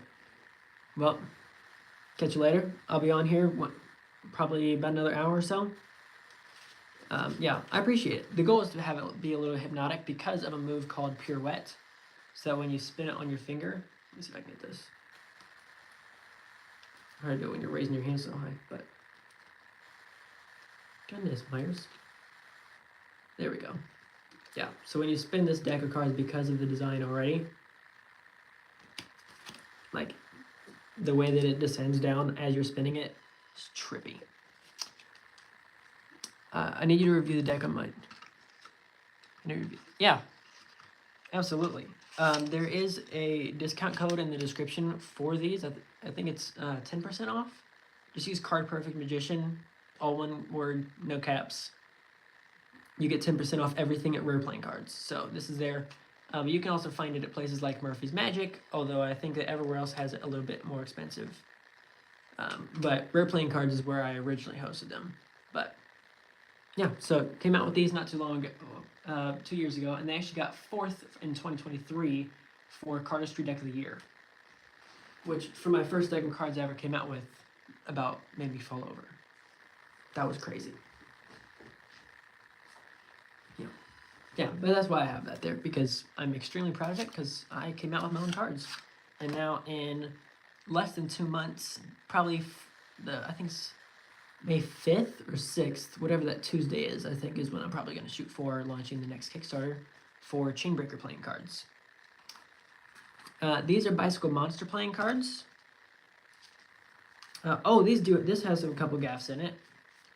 Let's see if I can find those in here, because this one came with way more cards than it needed to. So, yeah. Okay, so King of Spades, I don't remember who was asking about that earlier. So, King of Spades has a werewolf, but it also has a man transitioning into a werewolf and just a regular guy. So you can actually do color changes with these cards to be able to transform them into a werewolf. And that's kind of cool. But back design was all right. I love the thematic side of it though. So that was pretty cool. Let's see. These are Moonshine playing cards. Got these in a sponsorship. These are all right. I don't drink.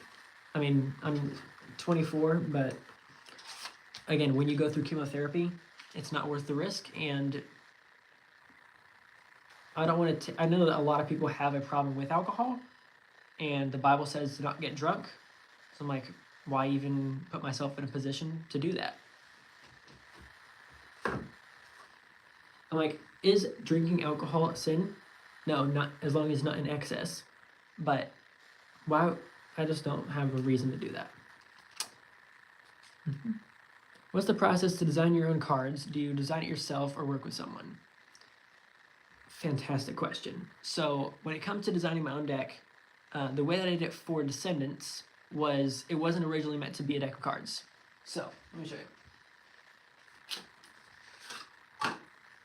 So for Descendants, this was originally something I made my senior year of high school. So in between my junior and senior year, I broke up with my girlfriend that I had been dating for 5 years. At that point, that sucked because again, I had been dating her for 5 years. So I'm like, oh, well, my world's ending. I'm a senior in high school. I know nothing about the world, but I didn't know that. So I wanted to draw how I felt because I both love like poetry and stuff, but also like logo design.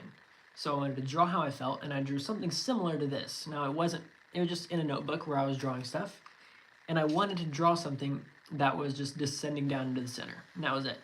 Just a hand-drawn design. Had a bunch of stuff in there. And then a number of years later, when people started asking me to produce my own line of cards, I went back to that notebook, found that, reached out to a designer who created XQ49 playing cards, which I can show you. And his name is Thorsten Schmidt. He does like ambigrams and the things where like you hold it close to your eyes and slowly pull it away and then it becomes like a 3D image. He makes those, which is crazy cool. I have no idea how he does it. And reached out to him. He did all like the digital stuff because I'm not good at that.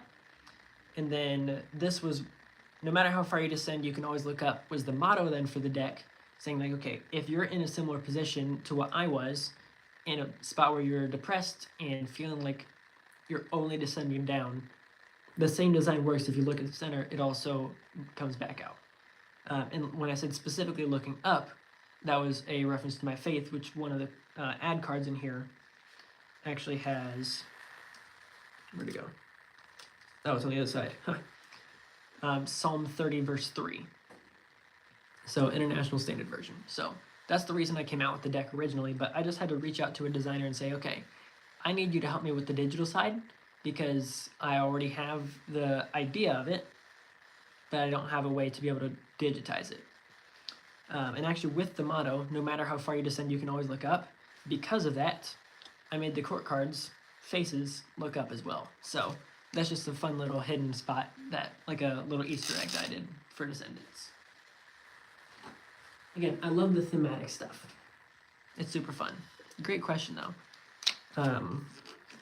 Yeah, I have a number of decks that I've been working on, just either hand designing or about 4 or 5 months ago. 5 months ago now, my fiance got me an iPad, and I've been just like hand doodling some stuff, ordering some prototypes.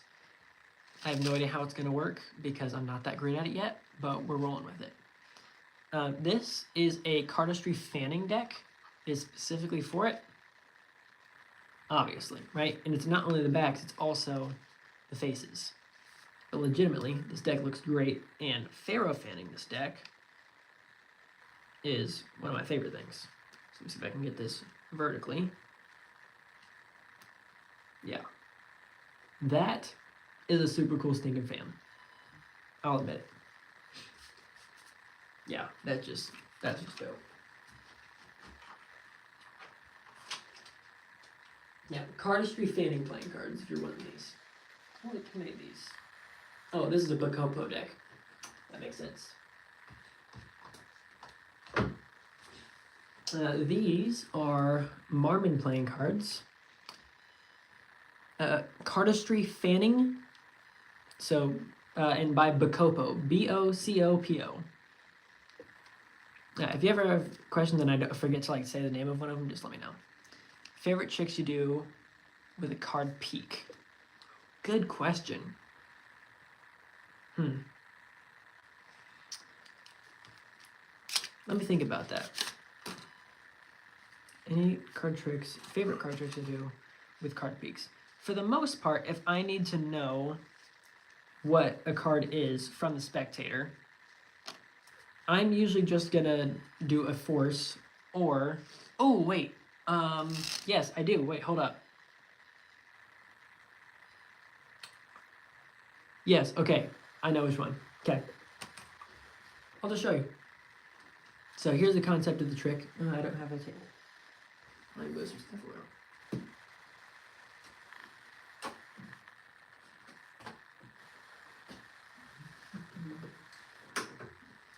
This is a lot of extra work.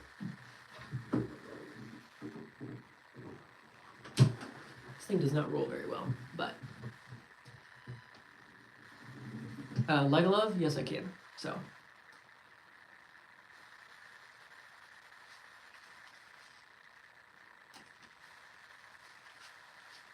yeah, so Legalove is the one with this hand.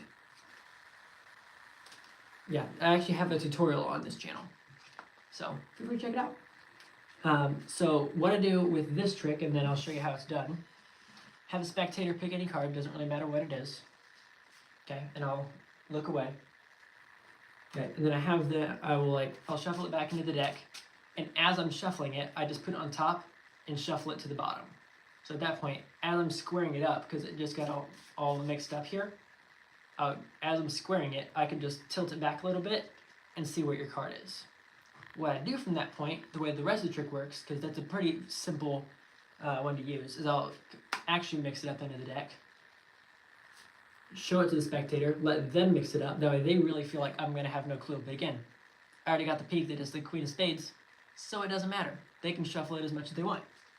I go through and I say I'm going to pick 4 cards I think could be yours. This one, it requires a lot of psychology stuff, because I was a psychology major in college, and it's really fun for me to be able to mess with people. Granted, if you're a magician, you already know that. So, here's this one. You need 4 cards total, and they have to be very specific cards. And I'll show you why. Where's the Queen of Spades at? What the heck? Am I crazy? There's 3rd. Yeah, every time it has to be very specific cards that you use. I'll show you why that is. There it is. Okay. So, regardless, whichever one you can pick. So you guys are asking questions that I can't answer. Yeah, this one does take a lot of practice. Yes, I am on Instagram at CardAPerfectMagician.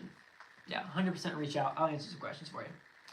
You can also just ask questions here on the live too. So, when you're doing this trick, you pull out whatever card is theirs, and then take the opposite color, and then you need specific ones of it. And I'll show you why the opposite color is going to make a difference. The first one you need, and make sure you don't ever, like if this is a 3, don't ever grab a 3. The first one you need is either a 9 or a 10, then you need a 5 or a 6, and then a 2 or a 3. It also has to be specific with which suit. So, the 2 outside ones, the 2 or 3, 9 or 10, has to be either hearts or it has to be spades. No.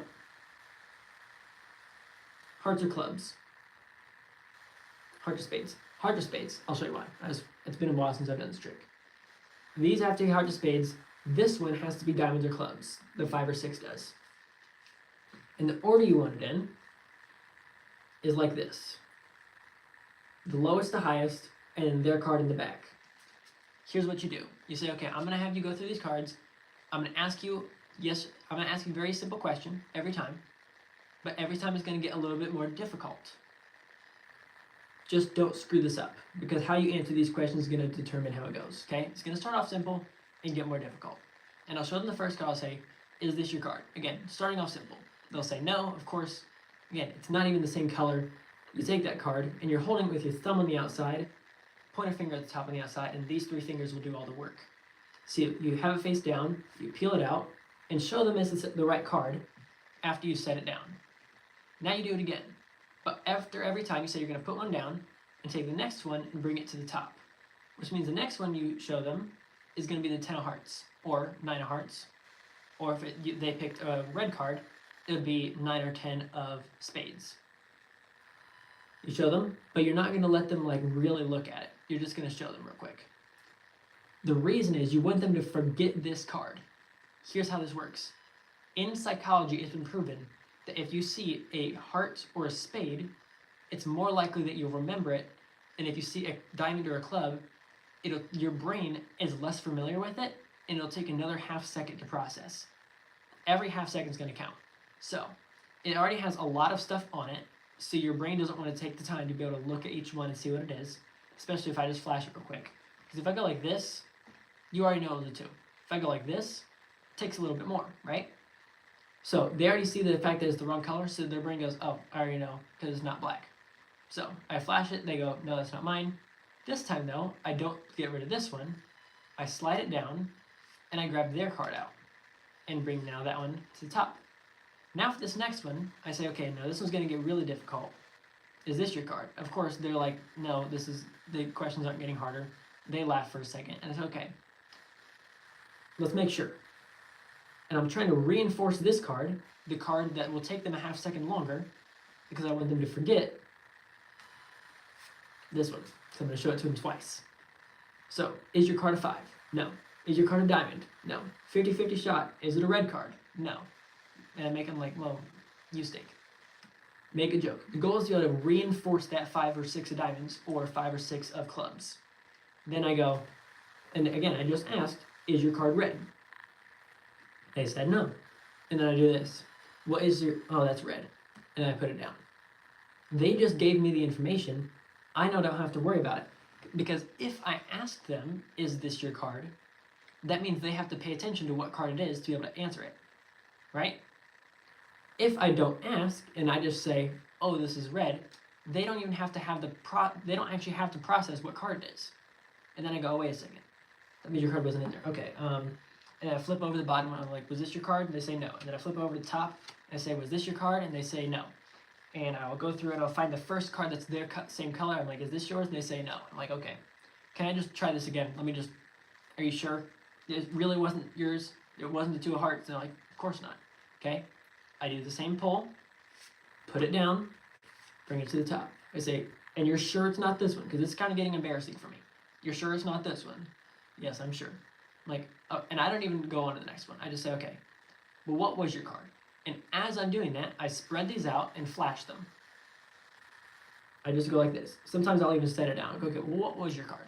And they say, well, it was the Queen of Spades. And so turn that over, and then turn it over, and that's that. Usually what I do after that is I say this. And there's groups of 20 people around usually. And I'll say, okay, obviously you didn't see this one when I showed you the 4 cards. And I showed you 4 cards. I showed you this one, I showed you this one, and I showed you this one. What was the 4th card I showed you? Again, I didn't show them a 4th card. I showed them this one twice. So what happens is, there's 20 people around me, and I go, okay, what was the 4th card? And none of them can remember. And then the next thing that comes out of my mouth is, and do you think it's a coincidence that I asked that question, none of you can remember? And then I just take my cards, put them up, and walk away. I'm like, do you think it's a coincidence? Yes or no? Works every time. One of my favorite tricks, personally. Where did I put the tuck box at? Am I crazy? Y'all, what the heck? Do y'all remember where I just put that thing? What in the heck? Oh, here it is. Huh. It's on the desk. Yeah, highly recommend it. I actually have one that's already out on this. There is a tutorial. I think I called it the psychology trick or my favorite magic trick or something. If you want to find it, and you can't find it, I'll send it to you. But I have a magic trick tutorials playlist on YouTube. So click on that and it'll sort all the videos just to the magic trick tutorials, so you don't have to try to find it through all the videos that I've made, because I think I've made over like 1,200 videos or something stupid. So that's a lot of videos. Alright, next one. Can you do a tutorial of Spin Doctor cardistry? Yes, I can. Oh, these would be a fun one to do it with too. So these are Battle of the Gods playing cards. Similar design of Descendants. I like mine way better personally. The faces, honestly though, are kind of mid. This is what it is. Yeah, but the problem is though, this deck is so thick, I would never use this for cardistry. Let's see. Here. These are bubblegum playing cards. Let me take out.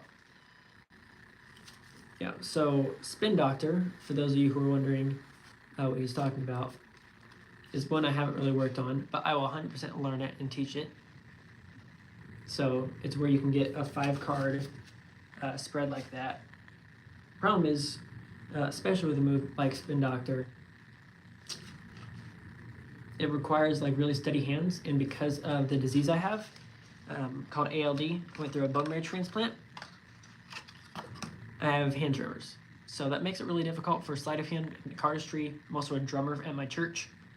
It does make that a bit difficult. So my Spin Doctor never looks as smooth. Granted, I also haven't put the time in, but yeah, the display is very bizarre. Yeah, absolutely. Sorry, that I'm also working on Classic Pass. That's one. So these are bubblegum playing cards. I think there is a gaff card in this one as well, but all of them are either like holding a piece of bubblegum. This one popped bubblegum on his sword. This one has some cardistry. This one has some faces that are like OPC-esque faces, where it's like super customized, holding a bubblegum gumball. This one was actually made it from the negative space. That was just cool. Let's see. Yeah, so this one has semi-duplicate jokers, but one of them has the gumball in it, but on the gumball, the 2 gumballs, it says 3 of spades. So there's some fun ones in here. You need that deck printed with you. That printed with USPC. I need that deck that is printed with USPC. Which deck are you talking about? Battle of the Gods or Bubblegum? Do you know how to do Mockingbird? I have not tried Mockingbird yet. I probably should get on that. Here, let me write that down. Or actually, just reach out to me on Instagram. Tell me to get that one down and do the tutorial. I'll put it in the time. Oh, Bubblegum? Yeah. This one was printed. Yep, this one's USPC. Yeah. This is Salamander Playing Cards Company. Yeah. Yeah. Generally, they sent this to me. I do like these cards, admittedly.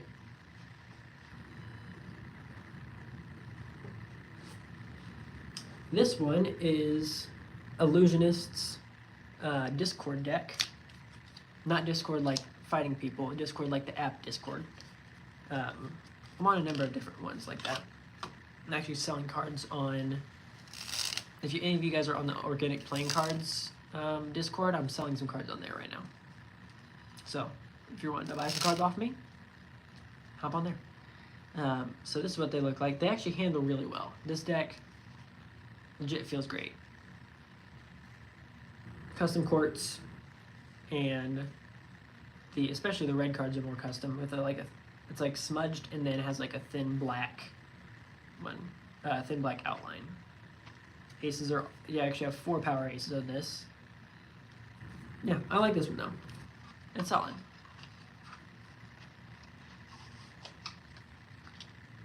Hey man, hey, no worries. If you gotta go work, I totally get it. I'll catch you later, dude.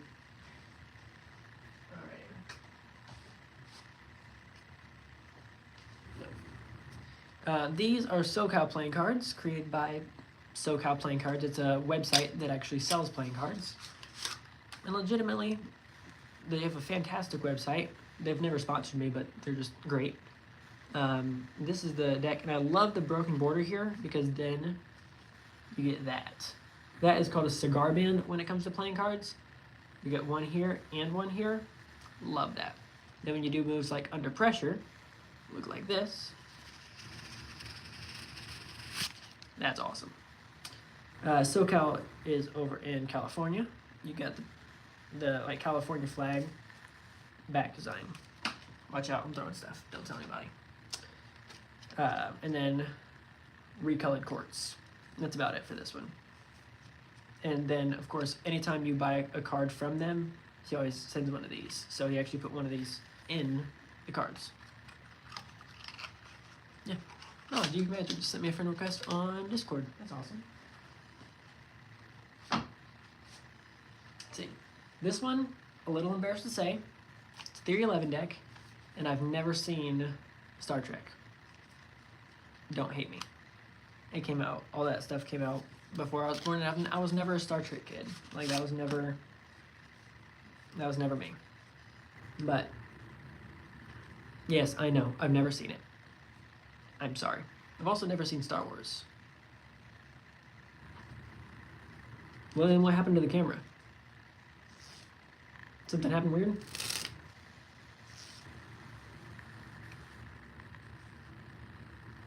Am I crazy right now?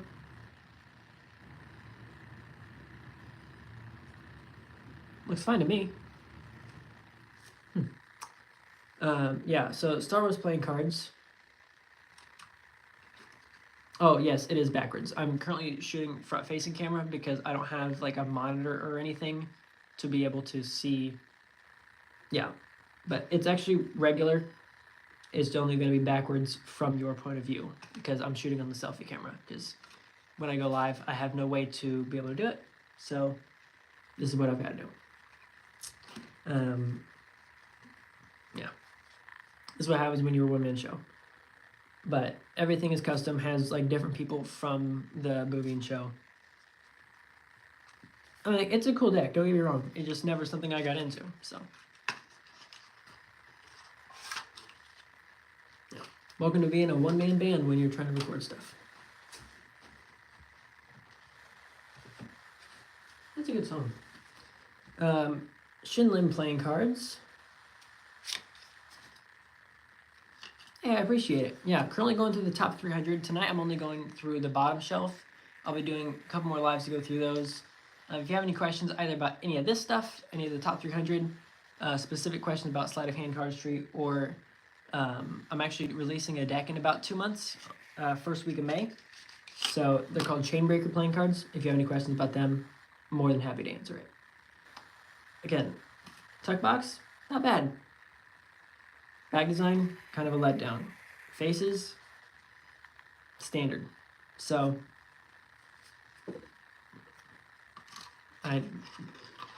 for a guy who's so well known in the Magic community, you'd think that as his first deck, he would do more than that. Now, Regalia playing cards, he killed it with. So, I'll give him props on that one.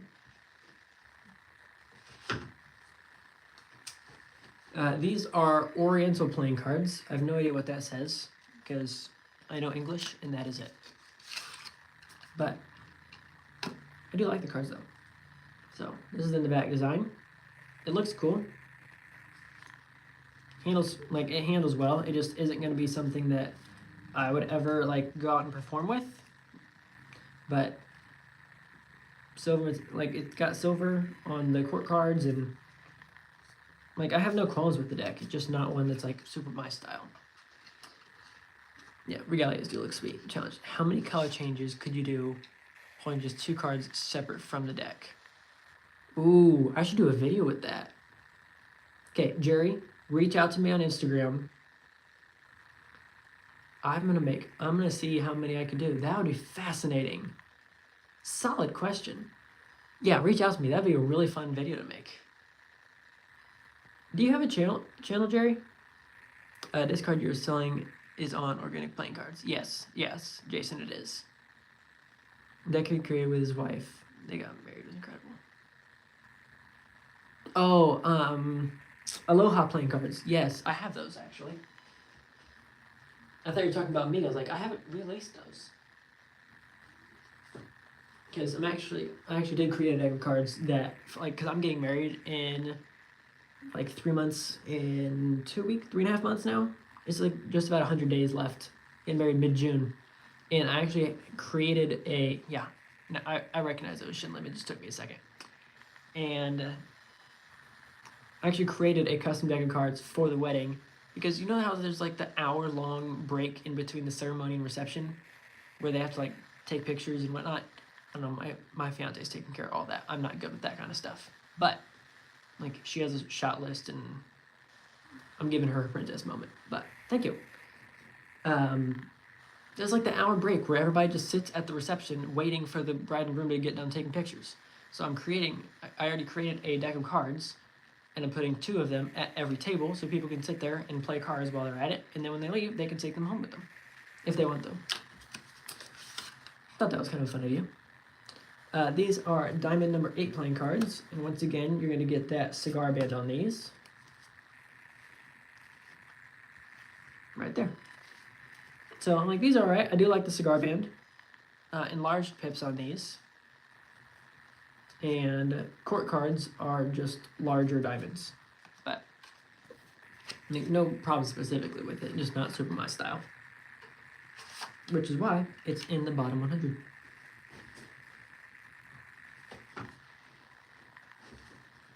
Alright, these are Superfly Stardust playing cards by Gemini. I've played, I think, 3 different Superfly decks. Yeah. But this is the back design. And it's fine for cardistry, like if you're going to be doing different stuff. Oh wow, I haven't done that move in forever. That was not the one I was about to do. Holy cow. Sorry, that just threw me off. I was about to do a different one I made up. That was the first move I ever made up. Called Ribbonation. It's also a false cut when I was in high school. Wow, I was about to do this one. Yeah. Dang, that's crazy. I have not done that move in probably 5 or 6 years. That was wild. That was kind of fun. And complete accident, by the way. Did you see how shocked I was? That was awesome. Let's see what we got next. Ooh, I do like these. So these were created by Kier Gomes. Really sad that he doesn't use his channel anymore. He created 2 of these, 2 decks. No, 3 decks, because he also did the one collab with Luke Wadey. So these are Slow Hands V2 Turtlebacks. Slow Hands, like beginner magicians. And then you actually get 2 jokers that are semi-duplicate with a turtle riding a bike. But in the sewer grate of the one, you actually have, what is it, 2 of spades reveal. If you look in the sewer grate on that one. And then a blank card, and I think the other one's a duplicate. It's the other card, but that's the back design. It works great, and it's actually a great worker deck. Like if you are one who performs Magic, I would 100% like go perform a show with these. It's not one that I do because I have a lot of other decks of cards I like better. But if somebody gave me these cards and told me to go perform a show, I'd have no qualms with that. These, I can't ever remember if these are Shuriken playing cards or Blade playing cards. Because it doesn't actually say it anywhere on the box, which is crazy to me. Like, if you have a deck of cards, you want other people to buy it, you gotta have some way for them to be able to find it. And it doesn't say the name. Once again, I don't understand why some people, when they're creating cards, do that. But this is the back design. Cool looking.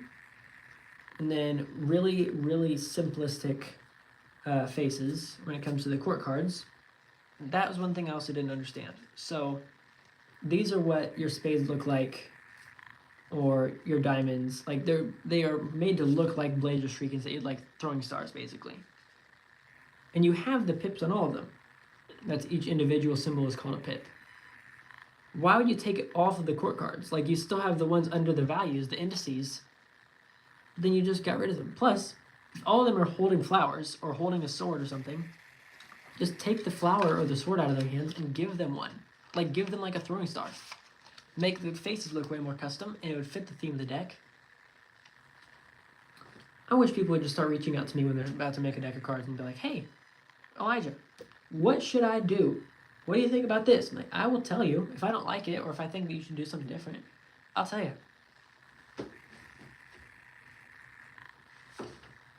Let's see. Bicycle Archangels. Might have been, what? I'm blanking. Not Micah. Gabriel is the one. Lucifer is the second. What's the third one? What starts with an M? Because he was the war angel. What was the third archangel? It's not Micah. I'm pretty sure it starts with an M. I am blanking. As a Bible teacher, that is sad. Yeah. That's what these look like. They're pretty standard. What's your take currently on the state of the cardistry looking forward as of this new year? I was glad to see Fontaine Shop on Instagram. Fair. And what's going on with Orbit as well. Yeah. Yeah. Fantastic question. I'd say I'm split. So, cardistry I love. Like, I was around when a lot of the original Fontaine decks came out. Because I started back in 2013 with cardistry and sleight of hand, though I didn't really go all in until like closer to 2019. So, I think that at the beginning, because verts and stuff were going so viral, that it was more like in your face with how like big the cardistry community seemed. But there really wasn't a ton of people in it, and there wasn't a ton of people creating their own stuff. Like, they weren't creating their own moves, they weren't creating their own cards. Now people are like, oh, it's too saturated, but it's also not big enough. I'm like, those two things don't add up to me. Like, it's too saturated. Too many people are coming out with their own moves. Too many people are coming out with their own tutorials and their own decks of cards. I'm like, then if you think it's oversaturated, you're not allowed to complain about the fact that you don't think it's big enough. So, again, I'm a little split. I think there's a lot of really cool stuff coming out. I wish there was more of a centralized place to be able to see everything. So, like, there's cardistry days, like, there's Discords and there's Reddit threads. I'm not on Reddit, and there's YouTube channels, but there's not a central place. Like, if I want to find a tutorial on fill in the blank, I can try to find it, but there's not just like a list of like, here's Mockingbird and here's Legolas and here's da-da-da-da, with a bunch of different tutorials from a bunch of different people. Like, I need all of it condensed to one spot so I can find all the stuff that I want to do. And heck, even just like find stuff I didn't know I would have needed or wanted to learn. So that's a little bit frustrating for me sometimes when I'm wanting to learn a new move and I don't know what to learn next. But that's just me.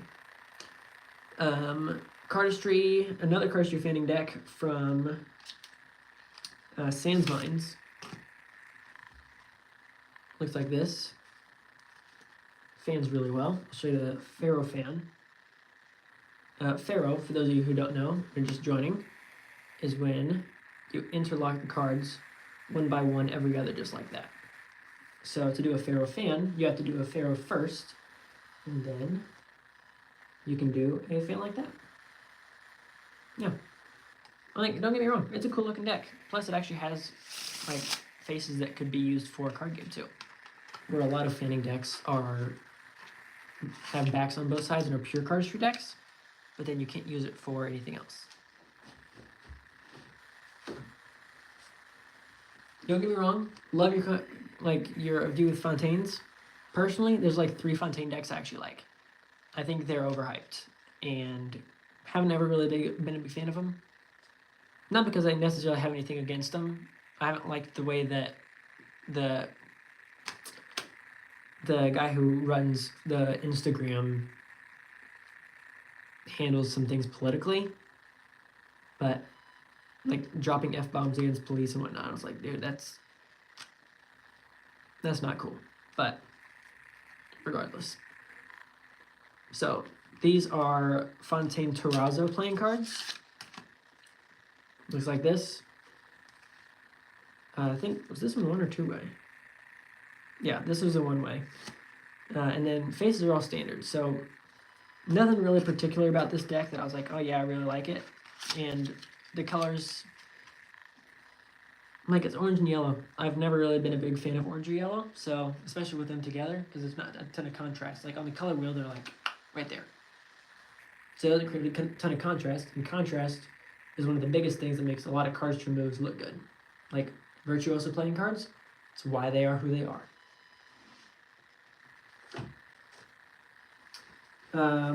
Orbit Squints. I almost actually threw this deck away, just because like what this deck stands for.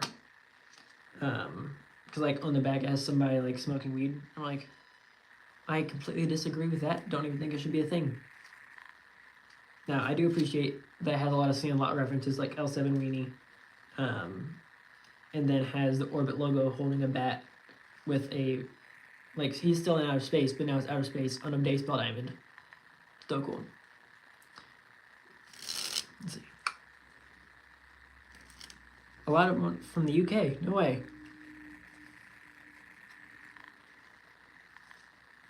Madison is one I haven't really ever followed, and that's been intentional. As someone who is a Christian and very outspoken about it, and with a lot of the stuff that I've seen, just hard to follow someone who has his beliefs, because I just don't want to fill my mind with that kind of thing.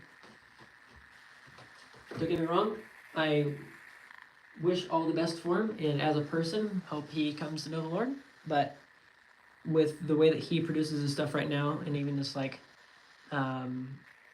some of his cards literally have like upside down crosses and stuff, and I'm like, yeah, I'm not standing for that. So I don't really pay attention to Madison.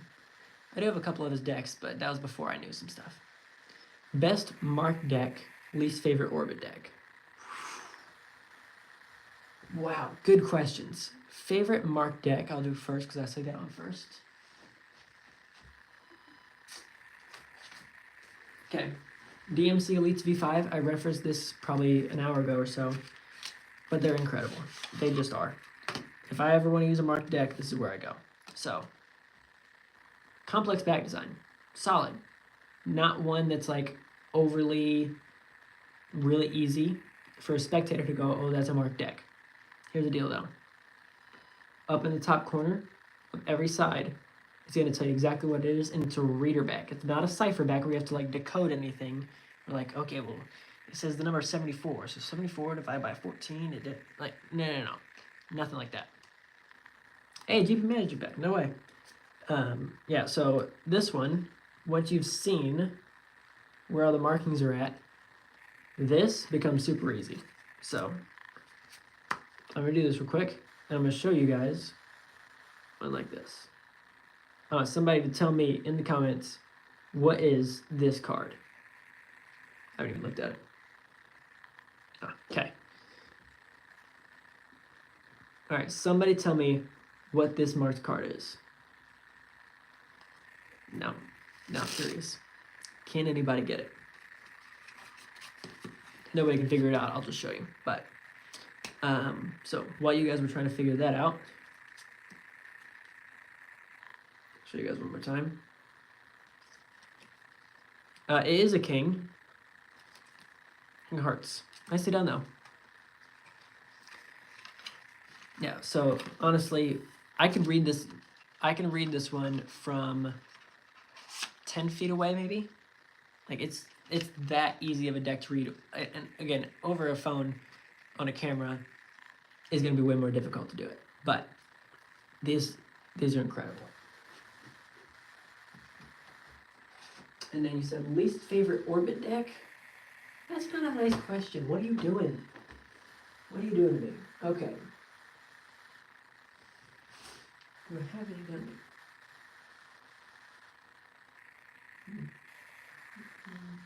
The nice thing is I have all these in order of my favorite, from least favorite to favorite, so I can just go through and try to find it.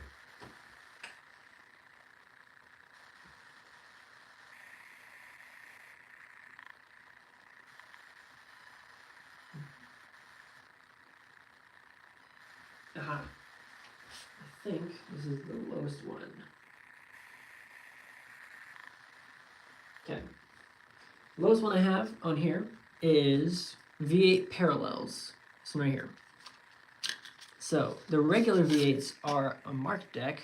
These are the V8 Parallels. So look like this. Still has like the dotted broken border. Like it works and it's still fine.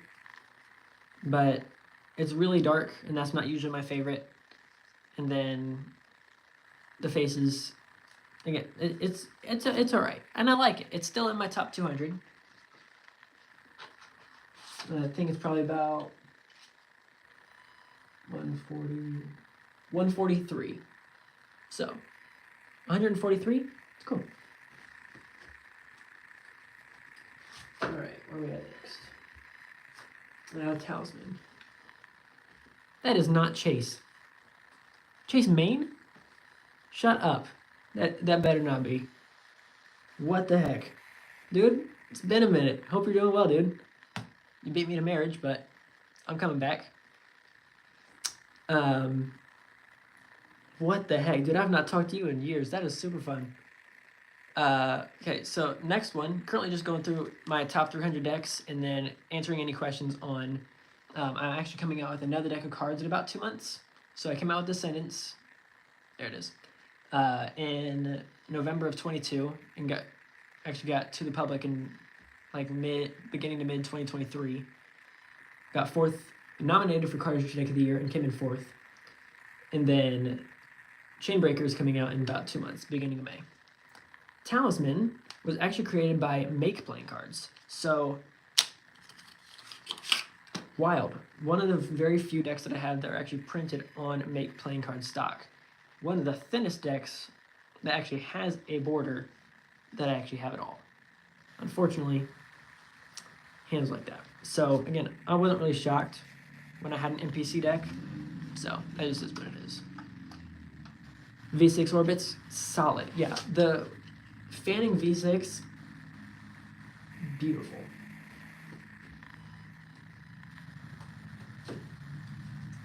Actually, I'm curious where I have V6s.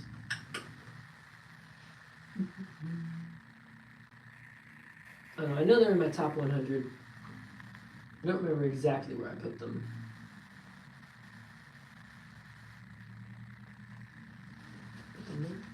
Nope. 7.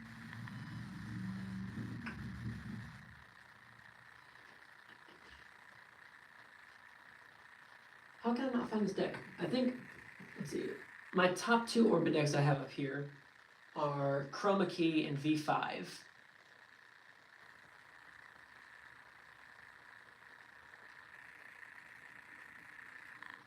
What in the world? Well, I guess I'll have to reference that on a future live because I'm going to be going through all these just on different ones. Best marked deck, easy to read. Film best, that was definitely, I might as well just leave that out. Fantastic questions, just coming up a lot. DMC Elites. So I'll just show you really quick. So this one right here. Once you actually get to know how to read it, it's literally a reader back. So super easy to read. Now it's a little probably harder over the phone, but I can read it from at least 10 feet away. Favorite Verts deck. So favorite Verts deck of the ones I have is different than favorite Verts deck in total. Because the original red and black ones would be my favorite. But favorite ones I own would be Fall Winter 14? 17. Fall Winter 17. It's been a long time since I've got this deck out. This is like one of the thinnest decks ever. Such a like the fans on this. Okay, one of my favorite moves to do with this is Friffle and Cascade. I'll do a Pharaoh Fan first though. Oh, that was rough. That was mostly on me. But Friffle. Oh, I'm struggling tonight.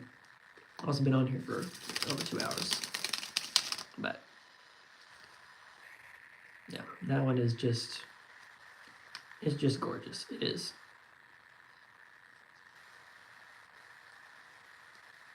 Yeah. Oh my gosh, Myers, goodness. Give me a second, I'm going to grab that.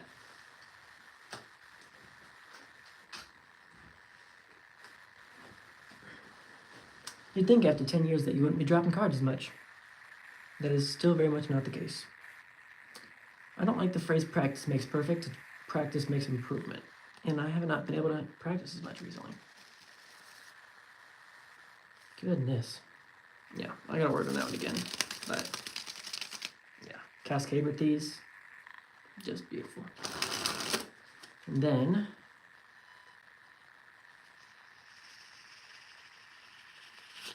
man, these just handle so well. I gotta get more of these. Yeah, but definitely my favorite Verts deck. Oh, you can do that one? Which one? Some of those are actually pretty difficult, Jason, so nicely done. I have Maiden deck. Yeah. Oh, that's funny. Yeah. I learned dropping the cards back in 2013. Yeah, right at the beginning. Yep, still live. Welcome back, Silas.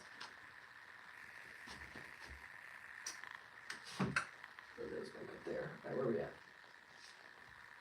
Yeah, I've only got 25 to go, and then I'm hopping off of here and going to bed. So these are Momentum V3 from, it's a Aerodynamics V3 from Momentum. So they all just actually have an arrow on it, which is fascinating, but then makes stuff like this kind of wild. Even the faces.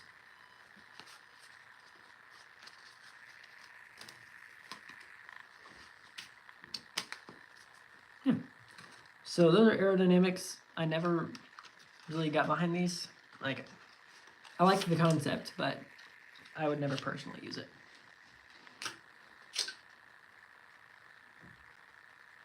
Though I did appreciate on the inside of the tuck flap, up, up, down, down, left, right, left, right.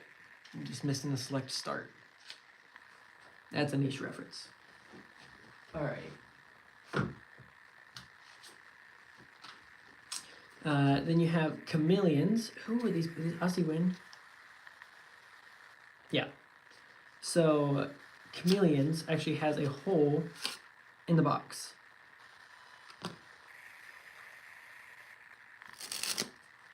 Yeah, I know.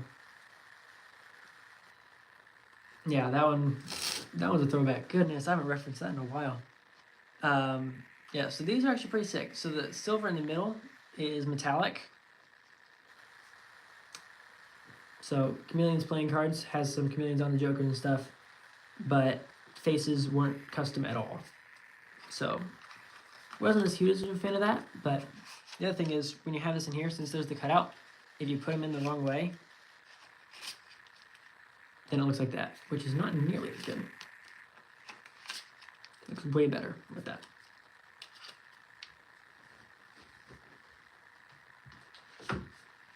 These are ISO playing cards,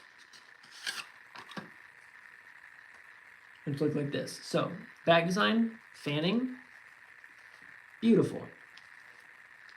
Best stack, depends on where you're at. So, Cy Stebbins stack would be probably the best one to learn as a beginner. Mnemonica is the best one for the biggest reactions.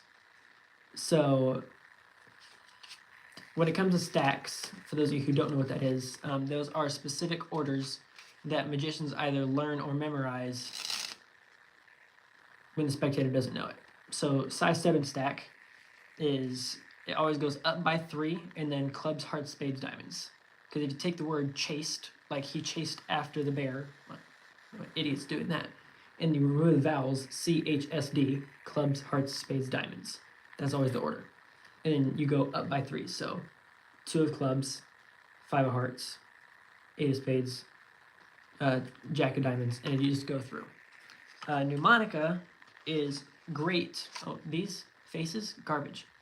That's the reason I have them so low, because the back to that is awesome. But Mnemonica is a fully random order. So there's no math to it. There's no system. It's one that just got famous, and what's really cool sometimes is you can get out a deck of cards. If you have it in Mnemonica stack, some decks even actually come in Mnemonica stack instead of new deck order, and then you take it out of the cellophane, you open it up, and you do some false cuts and false shuffles, which is where you make it look like you are mixing it up, but in reality the whole deck stays in the same place. So ECAT had this one, was the false overhand shuffle, or Like there's either really complicated false cuts, like Rivenation, or more simple ones that like you can just cut it and set it down. All that keeps the whole deck in the same order. It's harder to do without a table, because like up the ladder and stuff, I can't show you.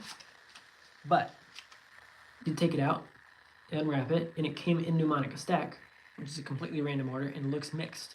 So you do that, use some false cuts, and it stays in Mnemonica Stack.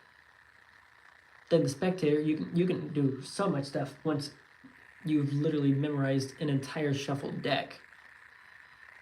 You can tell a spectator exactly where their card is. So like, okay, name any card and I'll tell you where it is in the deck.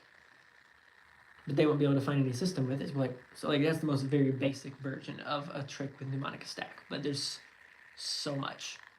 So much.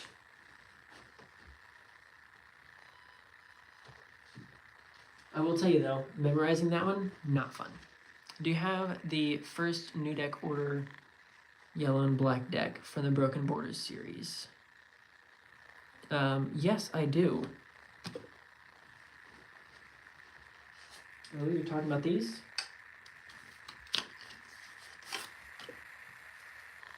Yeah. When it comes to fanning stuff, this one's really fun. I've had these for a while because I actually used to fan well. But the stock is so thick that I never use them, because even for somebody who's been doing this for this long, not dealing with that. Tahoe Blue Cherry Casinos come in Mnemonica. Yes. Same with Chris Ramsey's V4. Yep. Are your mint card decks still good? Yes. I think I only have 2 mint decks. I have Cucumbers and Blueberry. Yeah.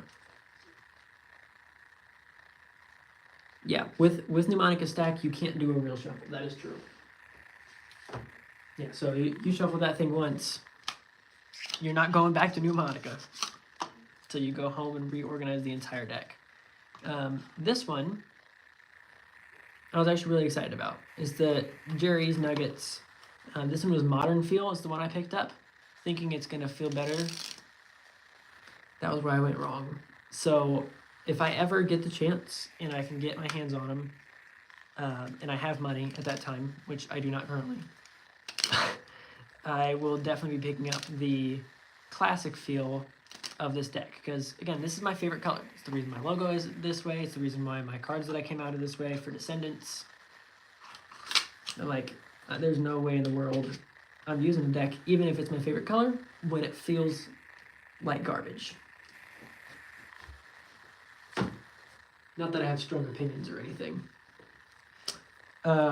These are Chrome Kings. Got the yellow one since it was my favorite color, and yeah, Modern Feel.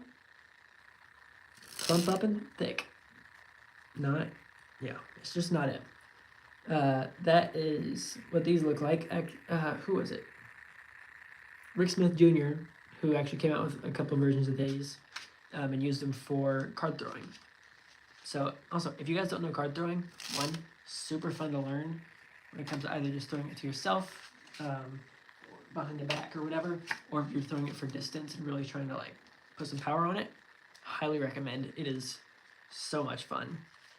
But oh, there's the bad cards in there. That's why I didn't fan well. Get rid of those.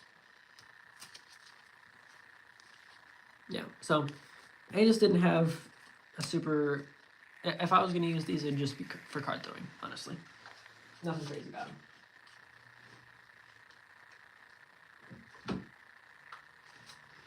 Finally, final 20. We went through over 80 decks right now. That's insane. Okay, y'all are going to have to explain this to me. Let's see, do you have a tutorial for the card behind the back? Yes, I do. It was made a while ago. Yeah, reach out to me and ask me about that one. Oh, there's a card throwing playlist here on YouTube. Check that one out. Card throwing playlist here on YouTube. It has all the card throwing videos I've done. For those of you who are new to the live stream, I'm going through my top 300 decks, though I'm only going through the bottom one today because there's 100 of them there, and answering questions about the deck that I'm coming out with in about 2 months. So, Bicycle Gentleman.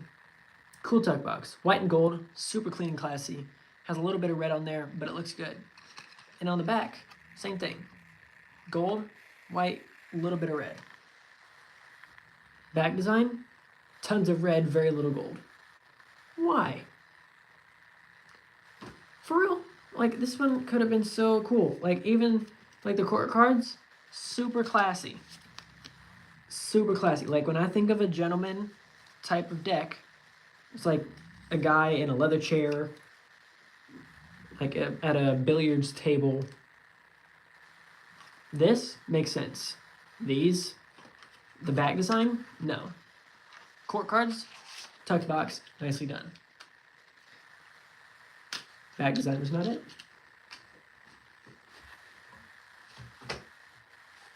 Let's see. Exposure playing cards. So this one is no, focus playing cards. So this one's a like camera type deck. Okay, I do think normal faces are good. When it comes to if you're doing as like a worker deck. But when you have something that I'm not ever going to use as a worker deck, like Bicycle Gentleman or something, at that point, just customize it. But yes, if I'm going out and trying to do magic tricks, it's like Cherry Casino, custom face, like standard faces, which is one of the things I love about it.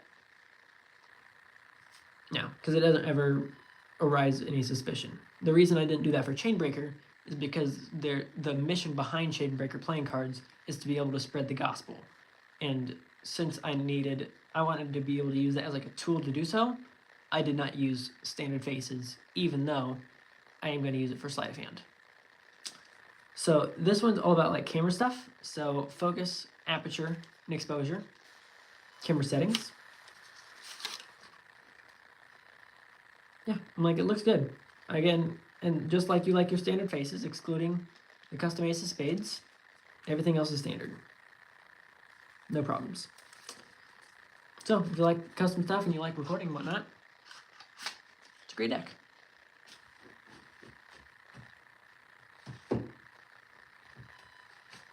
Oh, what were these called? Mondrian, I think it was. Problem is it's so tiny at the bottom. Yeah. Let's see, I still practice two casinos. No way. Dude, you're still doing this? That's wild. That's awesome. Chase, that's dope. Legit. Let's see. Oh yeah, Cactus playing cards. I need to get me some of them. I haven't picked up any currently, but yeah, that's wild. So Mondrian playing cards, I like it. I do. Fanning's way better. It's not as condensed on the back design, and the faces are a little odd with the way that they chose the actual face of it to be a really light color. I would have done probably either the red or the black, but personal preference. Yeah, I don't have Cactus or Arcos.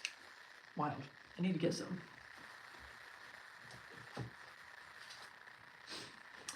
Let's see. These are MPC's fluorescent deck. So, Make Playing Cards, a place that's really not known for making their own cards, well, wasn't, came out with their own deck of cards on their own stock. This is also where I get all my prototypes. That's how I got those and the ones I'm ordering tonight. Also, if anyone is wanting prototypes for the new Chainbreaker deck, I'm ordering them tonight. Reach out to me on Instagram. We'll get that figured out. Either if you're a collector and just want a prototype deck of them, or if you're wanting to promote it, because I also found a way to have affiliate links for it. So if you want to know any of the details on getting a Chainbreaker deck, check out my Instagram story. I explained it all. So these, right now, the back design looks like just plain yellow. The thing is, they glow under black light and it actually illuminates all of the design. So, court cards, aces, right? Like everything just looks blown out of proportion and not really something you can see. If I hold this in front of a car's headlight, I'm going to blind somebody. But you put this under a black light, look really cool. The problem is I don't really have a black light around very much. I had to buy blacklight bulbs to be able to shoot that video. These are Bicycle Maiden backs. just like a bicycle deck, except for it handles a little bit better. It's a little bit thicker than a normal deck of bikes. And instead of the regular guy on the back of a bicycle, right here in the center, it's made pretty straightforward. Let's see. Oh, SNL playing cards from Theory 11. I mean, I like these. No problem with them. There's the back design. The whole thing is super custom. So, SNL Saturday Night, live from New York. I just realized I did that backwards for you guys. But and it also has a bunch of references to different skits that they've done too. Yeah, so a bunch of different stuff. Oh my word, Chase, you are the best, dude. Sweet. Okay, you don't have Instagram. Okay. In my bio here on YouTube, in the About section is my email. Reach out to me there. I got you. Wild. Let's see. Yeah. Yeah, this one's legit. Chase, dude, you are the GOAT. What the heck? What the heck? Sorry, that threw me off. These are Rarebit playing cards. So look kind of like the tuck box from Constellation playing cards. So they look like this. And they're fine. Nothing really overly custom about it. They altered the numbers and like the values and stuff. Court cards got really redone. But again, back design is cool. It's got the gold metallic, but again, just not really my personal style. When we get to the top two, you'll start to see more and more of like, oh, this is what he likes. Got it. Oh my word, I forgot about these. Singularity playing cards. Goodness. This is like a black hole deck. Like outer space type themed. Super cool looking. Super trippy. But yes, Chase, if you're still here, dude, 100% reach out and we'll get you a Chainbreaker prototype deck. Yeah, so then each one has one of them that looks like a black hole. And then these are your court cards, which were a little bit of a letdown, but is it a one-way?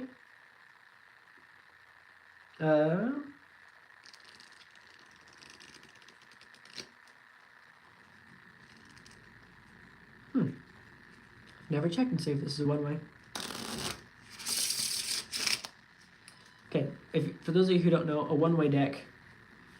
So, this deck's gonna be all the faces are one-way. So if you take a deck of cards and you flip it upside down and you can't see the difference between the two, it's two-way. If you have something like this, and then you flip it upside down, you can see the difference. So that's a one-way. And for Chainbreaker prototype. The info, I put it on my story. Sorry about that, Jason. Card Perfect Magician Instagram story. Yeah, but one-way faces, two-way back design. Yeah, he's coming out with a number on. He's also the same one that did Galactic Paradise a little bit ago.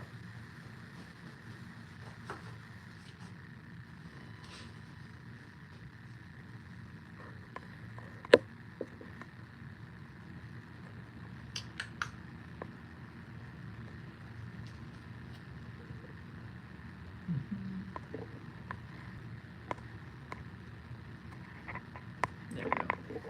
Cool. This is a Kingswater Project deck I have. I don't really have very many of them, but I do have one. This one is Americana playing cards. Though I did think it was funny that the back of the tuck box looked like this, and the back design. Again, I don't understand why people like I feel like I'm getting gaslit by a playing card. Like, that's ridiculous. I did like the redo of the colors though.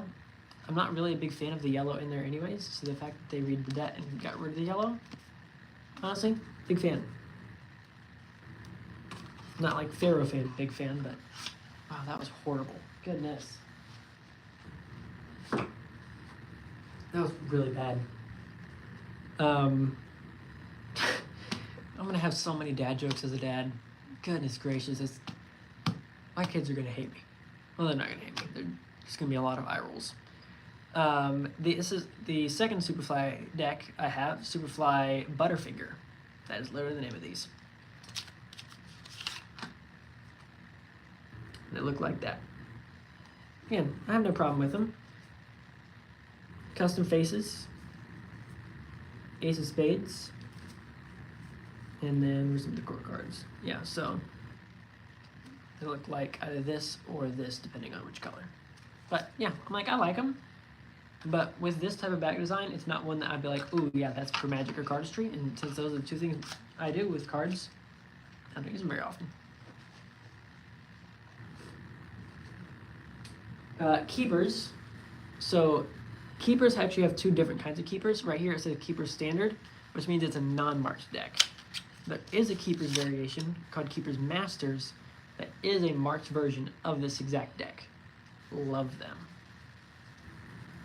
Yeah, but they're it's basically bikes. Like, it's just, they're made by Illusionists. They have a duplicate Queen of Hearts and duplicate Jokers and a custom Ace of Spades. And that's it. Like, they're as standard and simple as you can get.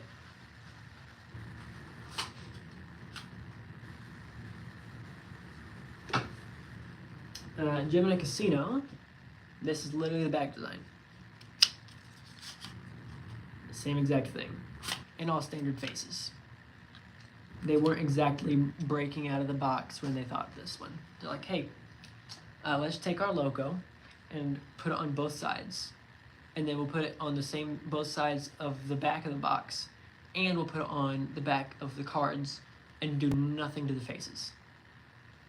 I'm like, a little creativity. I didn't buy these. These were sent to me. I never would. Why? These, big fan of. Especially the Tuck box, at least. So, love Marvel. Have I seen every Marvel movie? No, excluding Deadpool. Most goofy deck? Oh, that's easy.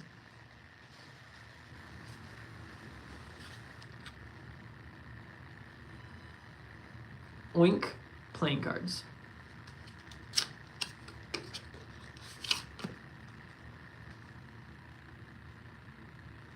Yes, this is the most goofy deck I have. That is the Ace of Spades, and all of the court cards got a nose on them too. All of them. It's ridiculous. Yes, this is definitely the most goofy deck I have. I don't even know where I got these because it has no ad copy on it at all. Is there any ad copy on like an ad card or something? Nope. I don't. Oh, I got these from a friend. He gave them to me for like $1. Was this from Pig Cake? It wouldn't surprise me if it was. That wouldn't surprise me at all. From where do I buy cards? That's actually always rareplayingcards.com. Yeah, so where'd that go? There it is. So Rare Playing Cards was one of the first people to actually like really sponsor the channel, and I got to know the guy who runs Rare Playing Cards so well over the last 5 years. 6 years, that he's actually invited to my wedding. So, like, honestly, I really like supporting people who are just actually good people. And the guy who runs Rare Playing Cards is that. So I always have a link to them in the description. I have a discount code for 10% off, and I do make actually a portion of the profit when you guys buy through them. So I'm not trying to like scam you like, yeah, you guys should buy from them because they're great and it has nothing to do with me. Like, admittedly, I do make a part of the profit from that. I get 5% of any purchase, but it doesn't cost you anything extra for that to happen. But legitimately, he's just an incredible dude. His name is Shavir. Dude is awesome. I would recommend. Yeah, they're awesome, and they have a lot of cards. Do you normally keep the ad cards? I normally keep them, but if I'm going to be using a deck regularly, I'll just like have it. I'll have it always on the end. If not, because since I never really use this deck, sometimes they're in the middle. But if it's one that I usually use, I just have them on the end. Now, when it comes to Descendants playing cards, I actually keep them in my wallet, so I can just take them out and use them and put them back, and I'm done. And then if I want to be able to show somebody the ad cards, I can pull it out of my wallet. But that's only for mine, because that's my normal carry around everyday deck. Oh, wow, GP Magic, nicely done. Nice find.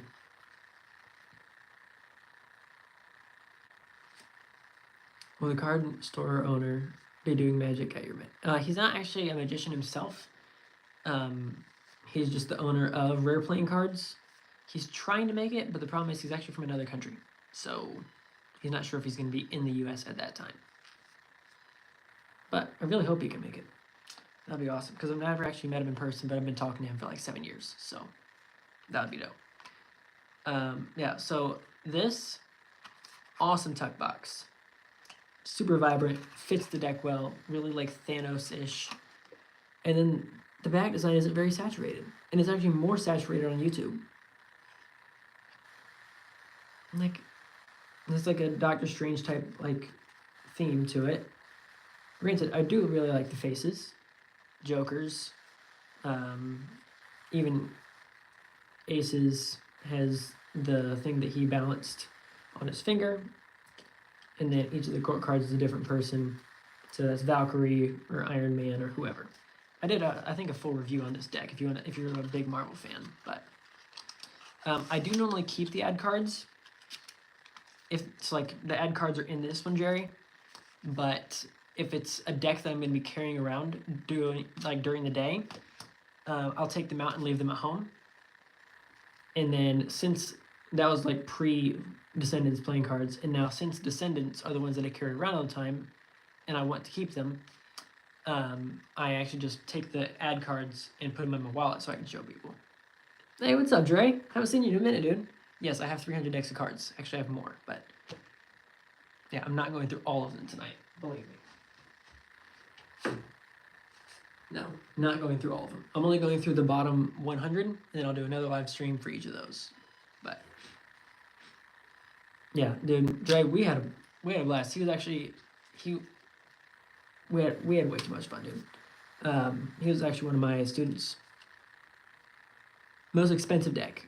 3 answers for that. I'll give you top 300. Top 3. Hey, there we go. Yeah, you'll have to send me some pictures of your playing cards collection, GP Magic, on Instagram. That'd be awesome. Most expensive deck. So I'll give you the top 3. So 1 is a Black Roses deck that was really rare to begin with anyways. It was a Black Roses deck. Club Special maybe, but when it came out there was like 1,000 of them, but like less than 100 didn't have a seal. Over 900 did. And I got one of the ones that didn't have a seal. So that one was worth, before I opened it, over 200. Then of the ones that are still worth what they're supposed to be, there's Peeler's V1, mint condition, sealed, worth about 100. And then Madison Rounders Private Reserve, worth over 200. Again, sealed mint condition in a carrot case. I'm actually about to sell both of those. I haven't actually posted them yet, but on the Organic Playing Cards Discord, I'm about to sell like a bunch of stuff to pay for the wedding.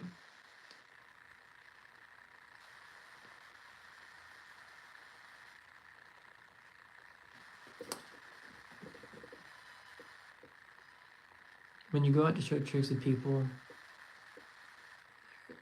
Film Bestie, I'm gonna need you to re-say that sentence. I'm a little confused on what you're saying. More than willing to answer the question though. In the process though, meantime, these are Kogan Fontaines.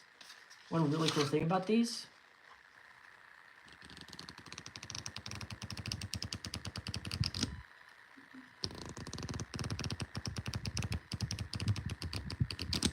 That's pretty cool. So, riffling through them actually has a really cool design.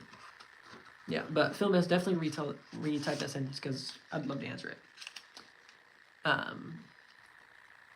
Yeah, these are pretty cool. I'm not a Fontaine fan because I don't like the way that they handle like stuff politically, like F the cops and stuff. I'm like, dude, that's just not necessary. Plus, they do a whole lot of stuff for people and put themselves out on the line. But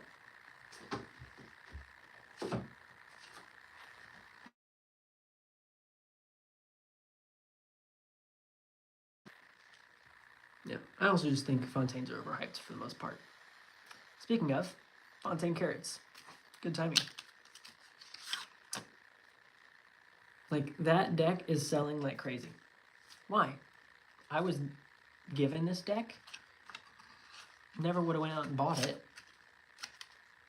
But these things probably sold out. I don't understand why. It's 2 Fs and a carrots. Like, it's an F on the top, it's an F on the bottom, and a bunch of carrots, and it sells out because it's just a hype deck and a hype brand.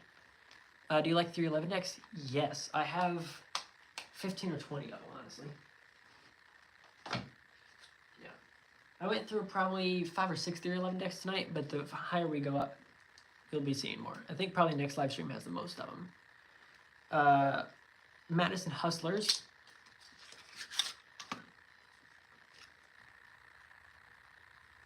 Let's see. Yeah, here we go.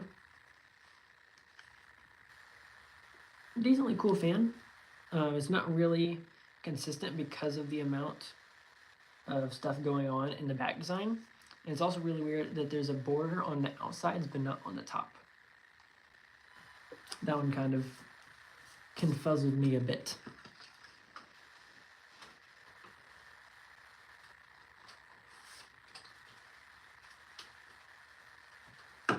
Alright. Alright. Last 4 for the night. Yeah, Madison does have a lot of cards. These are David playing cards, like based off the statue. So, legitimately, super cool deck, but not a ton of contrast on the back design, which was really unfortunate because of how, honestly, really cool the cards were. What the tuck box was. Like, even the faces, not a ton of contrast, which was legit hard for me. Hard pill to swallow. And, like, just make the grays a little darker. I love the 311 Artisan Silver. Yeah. I have all 3 Artisan deck. Wait, silver? Yes, this is from TCC. Yeah, they sent me all 4 of theirs. I do have a couple of Room 1 decks. They sent me the first ones they came out with. The nuclear ones, the like atom bomb ones. I haven't brought those over to the apartment yet, but yes, I do have those. I'm not familiar with the Roots ones though. Unreal Card Magic 1 by Ben Earl. Haven't checked that out. Is the tuck case embossed? Yeah. Absolutely it is. Well, if you love Ancient Greece, this one's the deal. Reach out to me and I'll find this for you. It might be at Rare Playing Cards. I don't remember. If you can't find it, I'll send it to you. I only have 4 TCC decks, I think. It's this one, Rainbow Hollow. This one, Rainbow Hollow. The City one, and they released all 4 together on the Kickstarter. I'm trying to remember which the ones were, but Artisan Silvers were full from. I think that's the only Artisan one I don't have. If you create a Legis deck with Joker cards, it's a bucket of water and a bottle of wine. You could work some crazy color changes. Oh, that's actually kind of funny. Jerry, that's legit. That's funny. So, what's it up? 1, 2. I'll show you what I'm gonna do for this.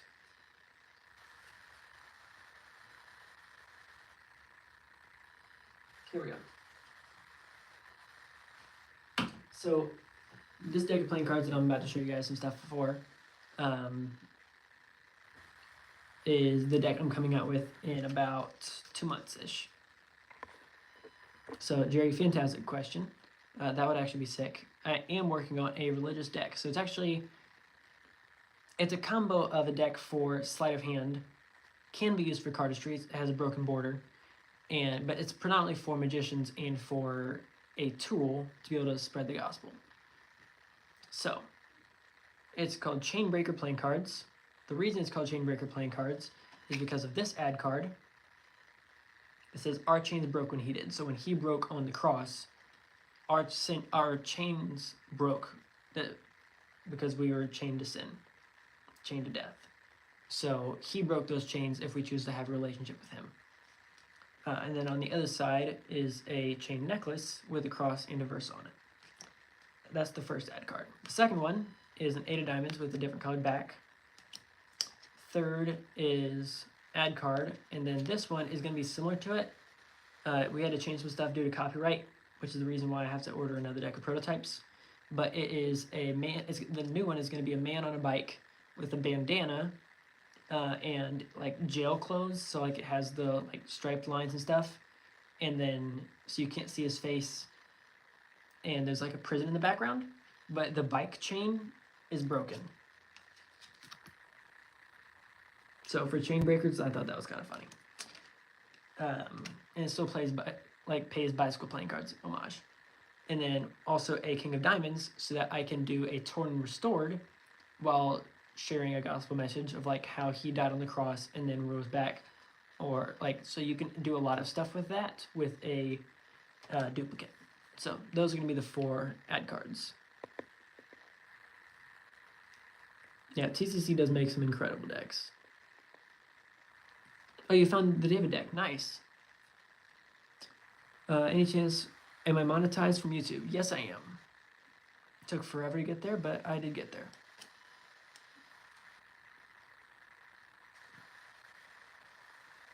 Green Monstera. I've never heard of that deck. Huh.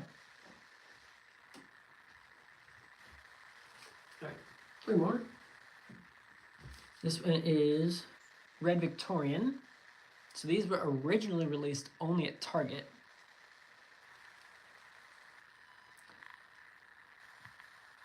You create a really powerful religious teaching with a unique story deck routine. Yeah, I could. Yeah, I definitely plan on doing more stuff with my faith. That is definitely not something you're going to have to worry about. Did I use the gaff card? From the other deck, from Chainbreaker, I will be using those all the time. Yes. Yeah, so it's Queen of Hearts is a gaff card. The duplicate 8 of Diamonds with a different colored back is a gaff card. And then you have a duplicate King of Diamonds. Those are the 3 cards that are magic oriented. These were originally only released at Theory 11. Not at by Theory 11 at Target. You had to go to a Target to be able to get them. So these actually handle really well. And I've had these for years. Legit. If you want a good handling deck, I've always loved these. And honestly, you could just use it as a collector deck. Set this thing on a shelf. Because they honestly killed it with the stock box. And this one is Jimmy Fallon playing cards by also by Theory 11. Somebody asked about that earlier. Yes, I have a lot of Theory 11 decks. Jimmy Fallon playing cards. So that is the back design there. Favorite Fontaine.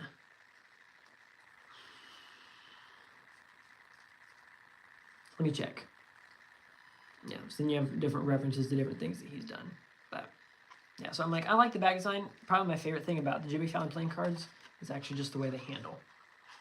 It's probably my favorite handling Theory 11 deck.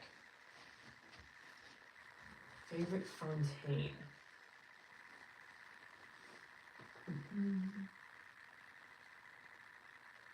Oh, I finally found Orbit V6. It's been an hour, but I found it. Unbelievable. And City of Mirrors, that's the other one. And then... Now, I don't have a ton of Fontaines super high up. I think it's this one. So, probably Ruby Edition. These things shine like crazy.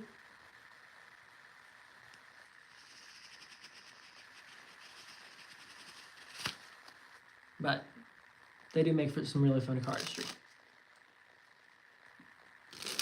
Like, I'm not really a big Fontaine person, but for Fontaine decks,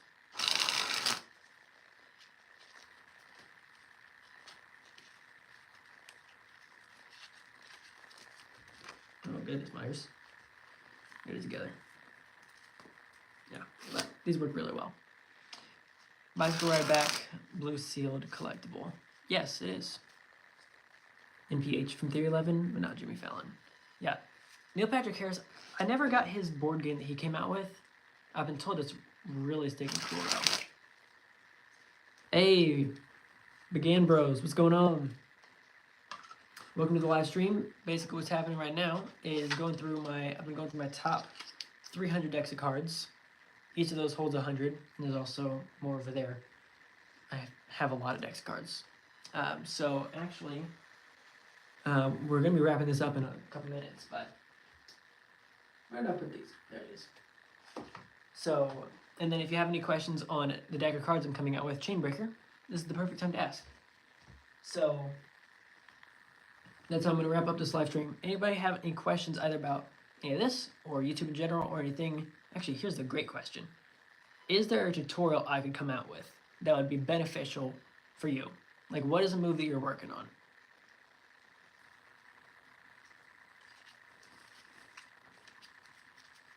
Oh yeah, Chinese legal tender. Yeah, I have the American legal tender ones, but yes. Yeah. And I'm from the U.S., so that's the reason I don't have the Chinese ones. Best marked deck you own right now. So, trick question. So the one that's the easiest to use, and probably the one I use the most currently, is DMC Elites V5. You can literally read it from 10 feet away.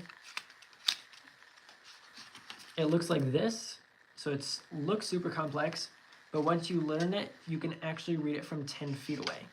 So it is an incredible, whoever came up with this was insane. Props to them.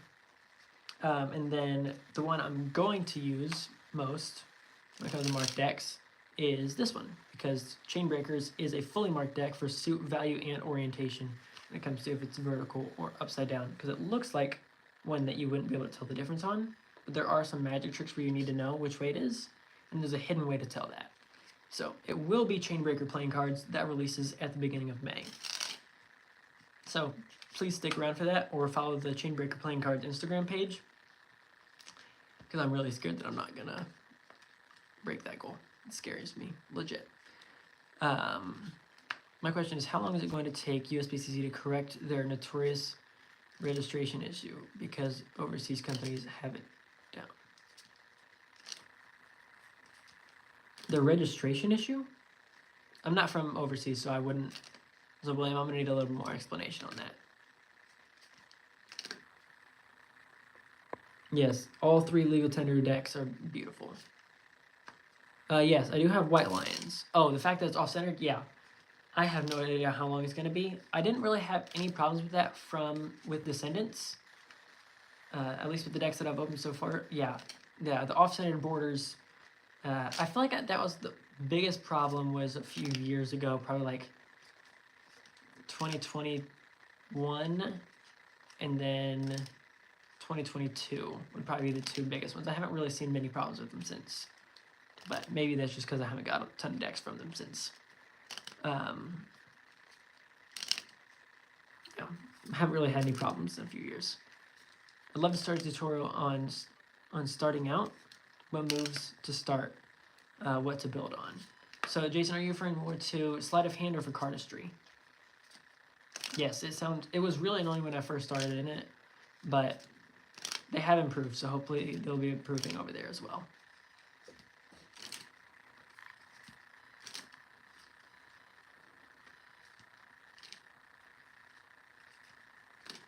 Yeah, so Jason, what would you say, what are you trying to get into? Because I have no problem helping out with what you're starting on, but not entirely sure what you're attempting. USPCC, TCC, Theory 11, Illusionist, Card Mafia. How will you arrange them?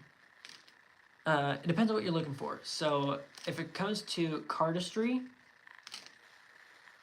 versus, let's see. Yeah, it depends on what you're looking for Begin Bros. So for sleight of hand, I'm going Theory 11.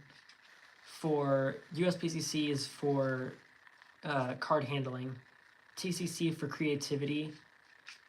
Illusionist, I don't really have anything for. I'm probably putting them at the bottom of all of them. Card Mafia for tuck boxes. Yeah. So for cardistry, first thing, I don't know what you know already. Swing cut, swivel cut, rotation cut. So swing cut, swivel cut, rotation cut. So those three moves come in all sorts of different stuff. If you want to do something a little bit more advanced, but still like closer to the beginning, card spring is always a good one to learn at the beginning. Because really all it takes is like a little bit of hand strength. But once you get that one, you'll be fine. I actually have a full cardistry tutorials playlist, so stay here on YouTube, go to that, Jason, and hopefully that'll help. I have a lot of tutorials there. If you have questions about like which ones you should go through first, when I get off this live, leave a comment and I'll 100% help you out and send you a few of them specifically. Absolutely. I have any ARC playing cards? I do not. That would be awesome though. Yeah, their tech boxes are insane. Here's the real reason. I don't have the money. Like, I just graduated from college not even a year ago, and also met my fiance not even a year ago. So combination of both of those factors, having a full-time job for less than a year, trying to pay for a wedding and everything else in life. Yeah, I've not been spending money on cards. So I would love to have some ARC playing cards, but not having it yet. Begin Bros, starting on YouTube, stay consistent. Don't try to like post every day right at the beginning. Your first videos are going to be the worst videos for Begin Bros. Here's the deal. They're not going to be good, and you're not going to get very many views at the beginning. But if you're staying consistent, it'll happen. Comment on a lot of other people's stuff, not saying like, hey, come subscribe to me, but leaving value. Like, hey, I saw this tutorial you just made. The thing that I would alter is this. Or if people are asking questions in the comments, answering some of their questions. People will recognize that that's something you're working on. And people will respect it and come subscribe to you. Legit. It's how I started. Yeah, but just stay consistent. Upload as much as you can without burning yourself out. If once a week is all you can do that. WJPC is the best maker of decks currently.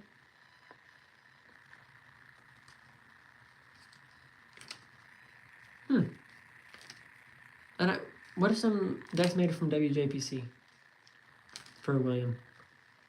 How much do you earn from YouTube? So it depends on the day, week, month, and what income stream you're talking about. So because of YouTube, I have a lot of income streams, some of which are on YouTube and some of which aren't. So like ads are part of it.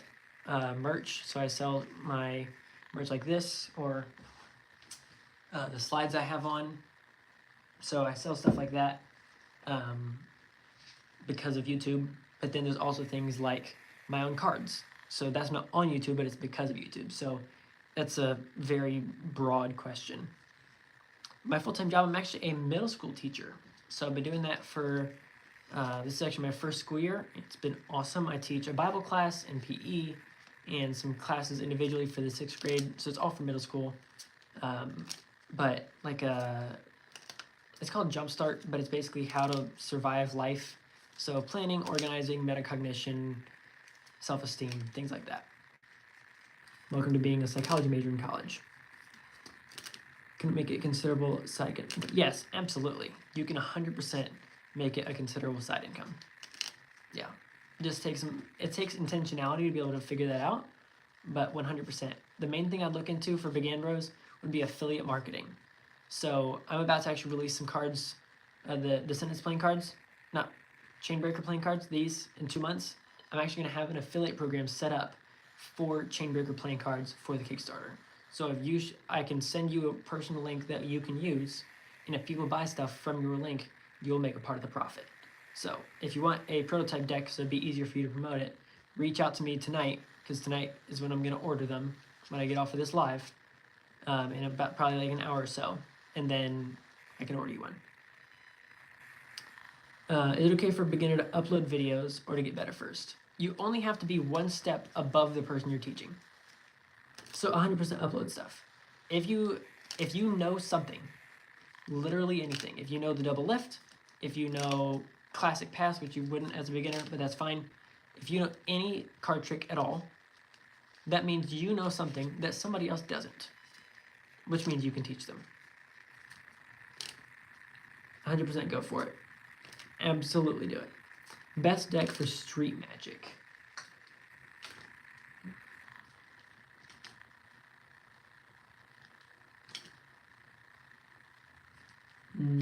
Solid question.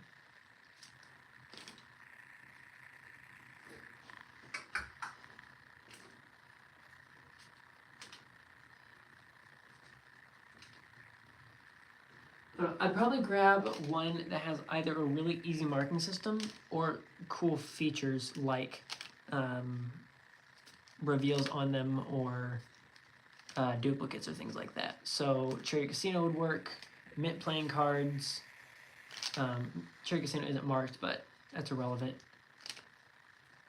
It's just an extra bonus when you have some. Mint playing cards works great. Let's see. Again, DMC Elites. A lot of butterfly decks work great as well. Fantastic. Paul Richardson. How's the deck? Dan Williams decks. I don't have those. Best basic bicycle deck.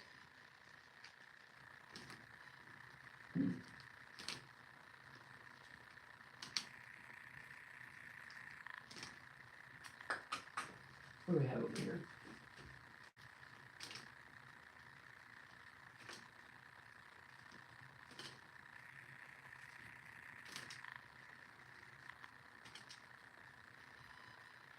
Let's see.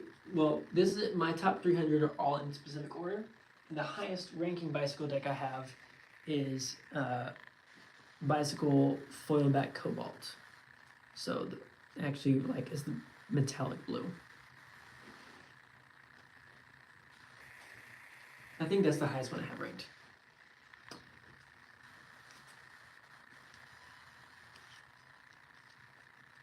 Yeah, if you want to know more about affiliate marketing, 100% Began Bros, reach out to me. Shoot me an email or a DM on Instagram or something, and I can tell you all about that. Super easy. Madison Casino decks. No way.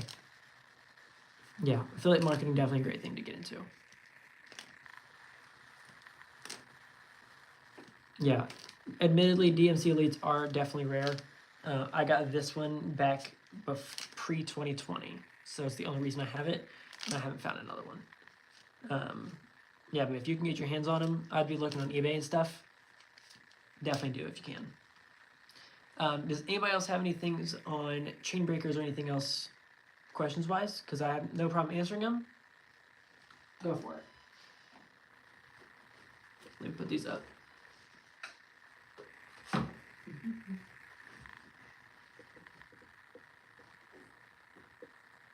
Yeah, William, definitely go for it. Not a problem at all.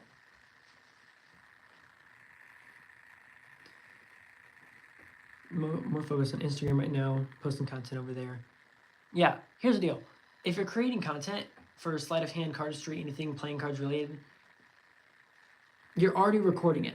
right? You're already recording it and editing it to post a vertical less than 60-second video on Instagram. Why not post it on YouTube too? It takes no extra effort except for to hit upload and put in the title. So if you've already done the work, and the thing that takes the most time is actually recording and editing.